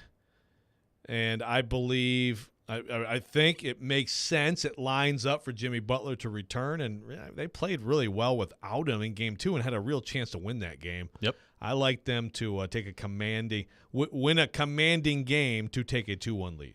Lock it down. Well, let's just go ahead and finish that out then. Michelle has the Heat -3 as well, and I have the Heat -3, locking down as well. Oh, for the Miami Heat coming up in Game 3. So congratulations to the New York Knicks. Yeah. For their impending victory coming up in Game 3 down in Miami. Josh Hart's going off for 40. Joe, your second individual selection. So Celtics at Sixers. Sixers getting 2.5. I think the Celtics win and cover on that. Incredible job by the Sixers to get that done in Game 1. James Harden goes nuts. Kind of the same thing I just said with Klay. I don't think you're going to have a repeat of that. Embiid is banged up. Celtics are better, and they're going to show why. That was almost my lock. I'm going to stay in South Florida. Game 3 between the Leafs and the Panthers coming up on Sunday. Toronto's favored in this game, and they're favored by a goal and a half. Is that right? I'm going Florida on the money line. I will take the Panthers on the money line at home. They're rolling right now. Yeah, they were down 2-0 last night, and it kind of felt like Toronto was about to just go all over them. And then Florida, the way that they play the game right now, I think they're about to go up 3-0 on the Leafs, and panic will already set in. It's really set in now with them losing both games at home. But give me Florida on the money line coming up on Sunday in Game 3. It was an amazing parade, Toronto. It was. Hope you enjoyed the first round. You won over Tampa Bay, and then Boston loses. Yes, it's our year. And yeah. Nope. Sorry. Michelle Knezovic also going with she's going the opposite of you, going Philly +2.5 against the Celtics. Okay. Coming tonight in the NBA. So there's that. On the final individual selection, Michelle going with the Suns tonight in Game 3 on the money line. So going with the Phoenix Suns without Chris Paul on the money line. Okay. So I'm getting 4.5 with the Nuggets, and I am absolutely taking the 4.5. There you go. Nuggets plus 4.5, and I think they might win it. But either way, I love that. I love taking those points. I think if they lose, it's a very close game without Chris Paul. So should we allow Michelle to take the money line in a game that the Suns are favored in? Well, I'm fine with her taking the money line because otherwise she's giving up 4.5 points. Yeah. So sure. All right. Yeah, take it straight up. That's fine. We need every edge we can get against Michelle. All right. We'll see what happens on that front. Sticking in the NHL for my final selection. It's been a fun playoff so far to watch for the New Jersey Devils, but I think they've met their match in this series. I would take Carolina tonight in Game 2 minus the 1.5. I mean, Carolina minus 1.5. I think they win like 4-1 or something tonight. So I'll go Carolina minus the 1.5.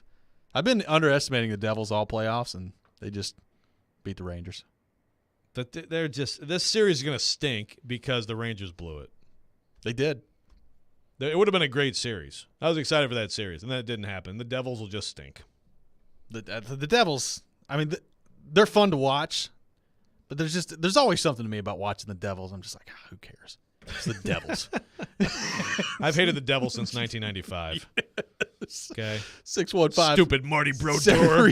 Hate him. There's no one that hates the combination of Patrick Waugh and Marty Brodeur like you do. Wow. But Marty Brodeur is fine. He's fine. He's no Patty Roy. Patty Roy. 615-737-1025, our phone number. We got a whole lot of your thoughts to get to on the text line, driven by WilsonCountyHyundai.com. We will do that coming up next. This is Robby and Rexrode, 102.5, 106.3 The Game. Do you ever feel like gambling is causing financial strain or hurting your relationships? The Gambling Clinic has been helping people who want to change their gambling habits for over 2 decades. With physical clinics and remote online appointments, we're here to help you make informed decisions about your gambling so it doesn't lead to a bigger problem. Visit us at thegamblingclinic.com so we can work together to help you win your life back. This project is funded by the Tennessee Department of Mental Health and Substance Abuse Services. Real estate investors, listen up. D&M Development announces the pre-sale of Nashville's only non-owner occupied short-term rental resort community. The New Cumberland is perfectly located between Germantown and East Nashville, with amazing views of the city and the Cumberland River. The New Cumberland is a resort-style community featuring community pools, spacious kitchens, 4 bedrooms, and 4 baths. D&M Development is releasing 16 units in their Phase 1. Available now. Go to thenewcumberland.com for information. That's thenewcumberland.com. You don't have just an ordinary mom in your life. She's the best. Her work never stops. Her sacrifices are many. Her love is unfailing. This Mother's Day, Genesis Diamonds invites you to join us in celebrating and appreciating the mothers in our lives. Stop in and let one of our trusted advisors help you find a special, meaningful gift. Layering necklaces, stackable rings, eternity bands, pearls, elegant diamond pendants, and of course, stunning diamond earrings. Great Mother's Day ideas for any budget. There's no doubt we love Mom, but sometimes a little extra appreciation goes a long way as a thank you for helping us through challenges, making sacrifices, and always putting the family first. So whether it's her first Mother's Day or her 60th, Mom deserves a gift that's anything but ordinary. And at Genesis, that's our specialty. Exquisite rings, earrings, bands, bracelets, heirloom pieces. Timeless gifts of jewelry that she can enjoy and cherish for decades to come, and always be reminded of how special she is to the family. Genesis Diamonds, online at genesisdiamonds.net. Hi, this is Jamie from Souls for Souls. I hope you can join us on June 7th at Hermitage Golf Course for the 2nd annual Music City Celebrity Golf Tournament. We've partnered with 102.5 The Game to provide shoes to students experiencing homelessness right here in Nashville. Go to thegamenashville.com for more information and to register. Bert Kreischer presents Tops Off World Tour. I look at my dad, I go, hey dad, maybe we should sit down. I don't think your owl's out tonight. 30 seconds later, whoo, right on top of it we hear, whoo. My oldest daughter goes, Dad, look across the lake at the old man on his dock. There's another drunk, blind old white man just, whoo. Bert Kreischer live on stage, Friday, November 17th, Bridgestone Arena. Get tickets at Ticketmaster.com. I switched to Boost Mobile and got a free Samsung Galaxy A23 5G phone. Want to know the best part? It was free? Nope. The fact that it's on America's largest 5G networks? Nope. It's the ding. Oh yeah, love the ding. Right? It's all about the ding. It's the dingarooski, the dingarooner, the ring-a-ding-ding. Unleash your power to save with Boost. Get a free Samsung Galaxy A23 5G phone when you switch. Boost Mobile. Unleash your power. And the ding. Limited time offer. New customers only. Available on select networks. 5G not available everywhere. One device per line. Tax excluded. Additional restrictions apply. See your local Boost Mobile store for details. We've got a big weekend of sports for you starting Saturday at 9 a.m. with Michelle and Junie. It will be epic. It will be great. I can agree to that. Then at 2:30, it's a battle in the AL East as the Yankees take on the Rays. And then that night at 7, the Lakers and Warriors in Game 3. Sunday, the stars of the NASCAR Cup Series run the Advent Health 400 at Kansas at 1. And then Dodgers-Padres at 5 for Sunday Night Baseball. We are 102.5 and 106.3 The Game and the Game Nashville app. You're listening to Robby and Rexrode, presented by TJ Anderson Homes of Benchmark Realty on 102.5 and 106.3 The Game and the Game Nashville app. Welcome back in. Final segment of the day. Robby and Rexrode, 102.5, 106.3 The Game. Taking your thoughts, 615-737-1025 on our phone and text lines driven by WilsonCountyHyundai.com. Some of y'all are making me feel real bad. Like I'm like attacking Ryan Tannehill or something. I do like Ryan Tannehill. Just want to let the record show. Sure you do. I like Tannehill. Yeah, you just love him. We were talking Mariota. Maybe a different discussion, but I like Tannehill. This text on the text line says Tannehill has been as good in the playoffs as Josh Allen. Josh Allen hasn't taken an injury-crippled team to be a number 1 seed in the AFC. Both have made exactly one conference championship appearance. The difference is Josh Allen has video game playmakers around him, while Tannehill's had average to below average cast around him in the past few years. Looked at a different way, if you swap Tannehill and Allen, Buffalo is as good or better than they have been, where the Titans are not as good as they have been. If I'm starting a team today, I'm taking Allen. If I have to pick from the current guys because of the age difference, but if I'm taking either quarterback at their best, I'm taking Tannehill. What are we talking about? I'm gonna have to go ahead and disagree on that one. Let me just read you a stat from one playoff game of Josh Allen's career, okay? Go back to 2022, January 23rd. Maybe the greatest football game that's ever been played.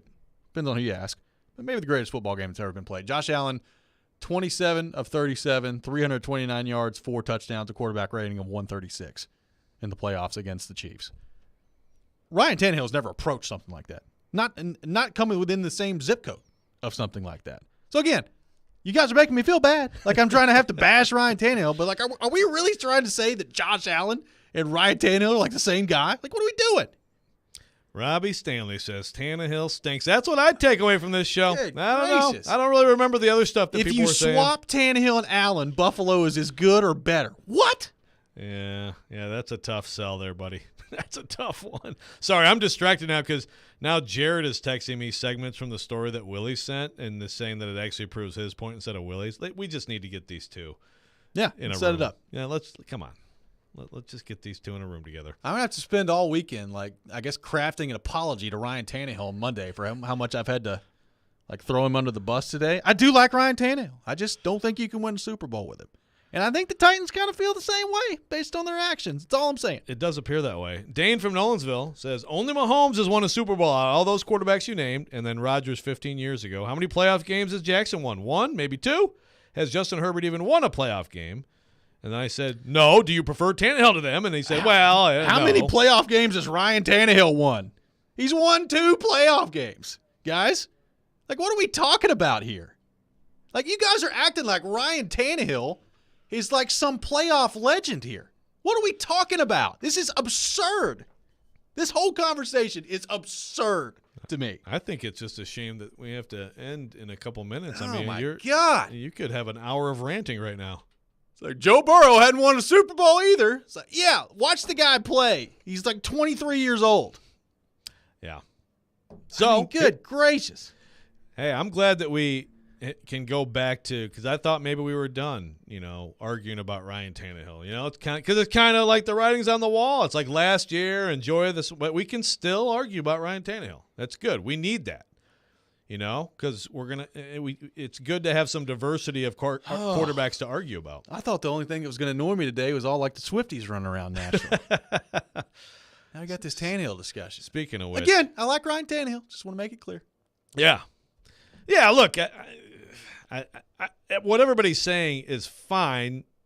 I hear you, but I guess the answer back is just and one texter said what he or she said, they would take Tannehill over Josh Allen. That's a take.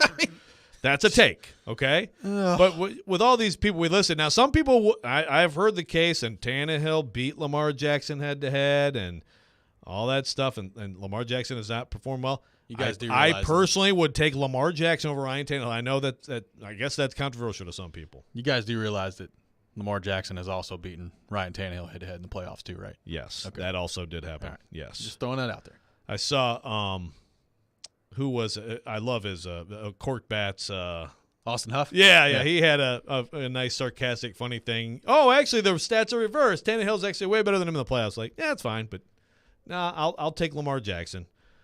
You take these top guys. Now, look, I'm a little different from you on the if you had the right conditions. I've always believed it, that Tannehill could get you there. I believed it, and then the Cincinnati game happened. It's like, okay, well, that was the opportunity, man. 2 home games. Win 2 home games. One against a team that absolutely can't block anyone. Yeah. And you are in the Super Bowl. Well, so, I mean, that's why we're here. That's why we are where we are today. Well, and that's the other thing. Like, if you had the right conditions, I agree. Like, that could happen. We've certainly seen worse quarterbacks than Ryan Tannehill win the Super Bowl. With much better conditions than he has right now. There's no question about that.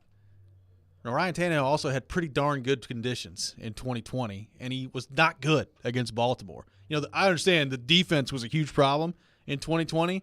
The defense, specifically in the Baltimore playoff game, other than letting Lamar Jackson break loose one time, played about as well as that sorry defense you could have hoped that they could have played. Stunningly good at performance. And the offense was a total letdown in that game.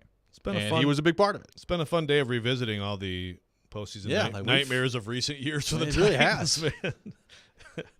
But it does show you, I mean, the conversation here shows you there's a wide range of belief. This is where I again need the entire fan base to vote on something so I can see what people think. I agree. Keith says stop being a bully, Robbie. I know. I've been a little boisterous today. I'm sorry.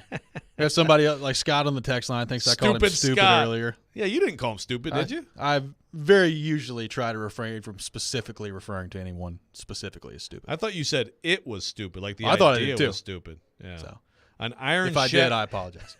James says an Iron Chef cook-off. Ryan Tannehill can cook the hell out of Josh Allen. Maybe so. Mahomes and Rodgers in a class of their own. So Kevin's saying that, yeah. So they have rings, right? But I'm gonna put Burrow right up there with anybody you want to put up there right now. Burrow, like, forget age and like longevity. This is a good question for you. You have one season, you have one team. It's the same exact team. Yeah. Are you taking Burrow right now? Or are you taking Rodgers to quarterback the team? Burrow. Yeah, I think I am too. And look, I think Rodgers may be the most talented thrower of the football ever, but I'm with you. One team right now, I'm going Burrow. I mean, I think Rodgers is still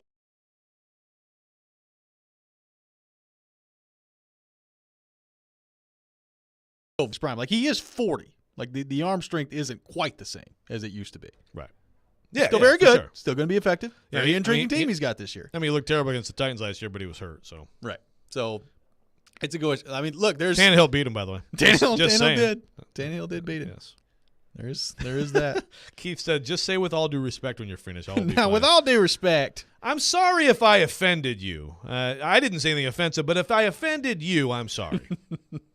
Adam in Portland says, I want you two to battle on Fridays, the last segment, like Seinfeld feats of strength for Festivus. You two can arm wrestle or something. I don't really disagree with you. I'm just a little less on the scale of strength. Yeah. To his point there. Yeah, Robbie would crush me in arm wrestling. I don't know about all that. Joe's an athlete. Well, I mean, I'll beat you in cornhole. There we go. I'm very interested to see, like, as this offseason continues to go on and we move into training camp, and let's say, like, Will Levis gets into a preseason game and plays really well. Like, because this happens every year. Somebody gets in the preseason and plays really well, and you're like, oh, boy, what kind of player could they be for the Titans? Like, if Levis goes in the preseason and looks good, how much does the Ryan Tannehill heat up with the fan base? Well, look, it's gonna be discussed the entire time, and if they're 2-3 and Tannehill's played well, it doesn't matter. Put in Levis. That's how people are going to be. Yeah. James says, let's put it this way. Only in Nashville, we're talking about Cannon, our starting quarterback, to start an unproven draftee. It's not happening in those other cities. It's happening here. That's just 100% not true, guys. Guys, I am not trying to compare Will Levis to Patrick Mahomes. Don't hear what I'm not saying. Like, this idea that this doesn't happen anywhere else is ridiculous. Guys, go look at Alex Smith's the final year in Kansas City.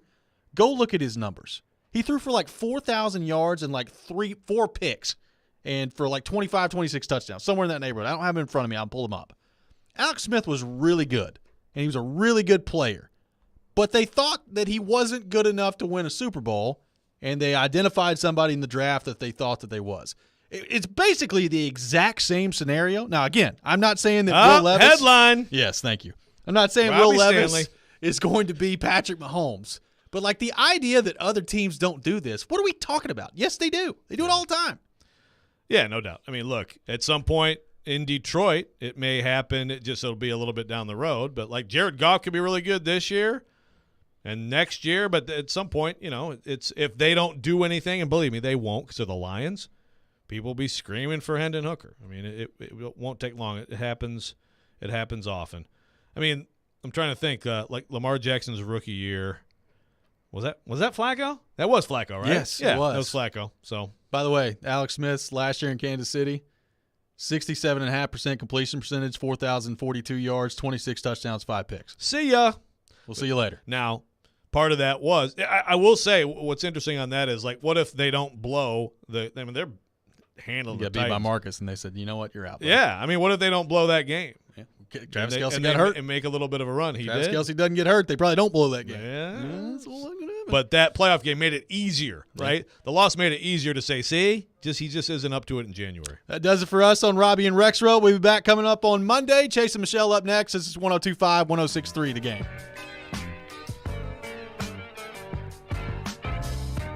ElectronicExpress.com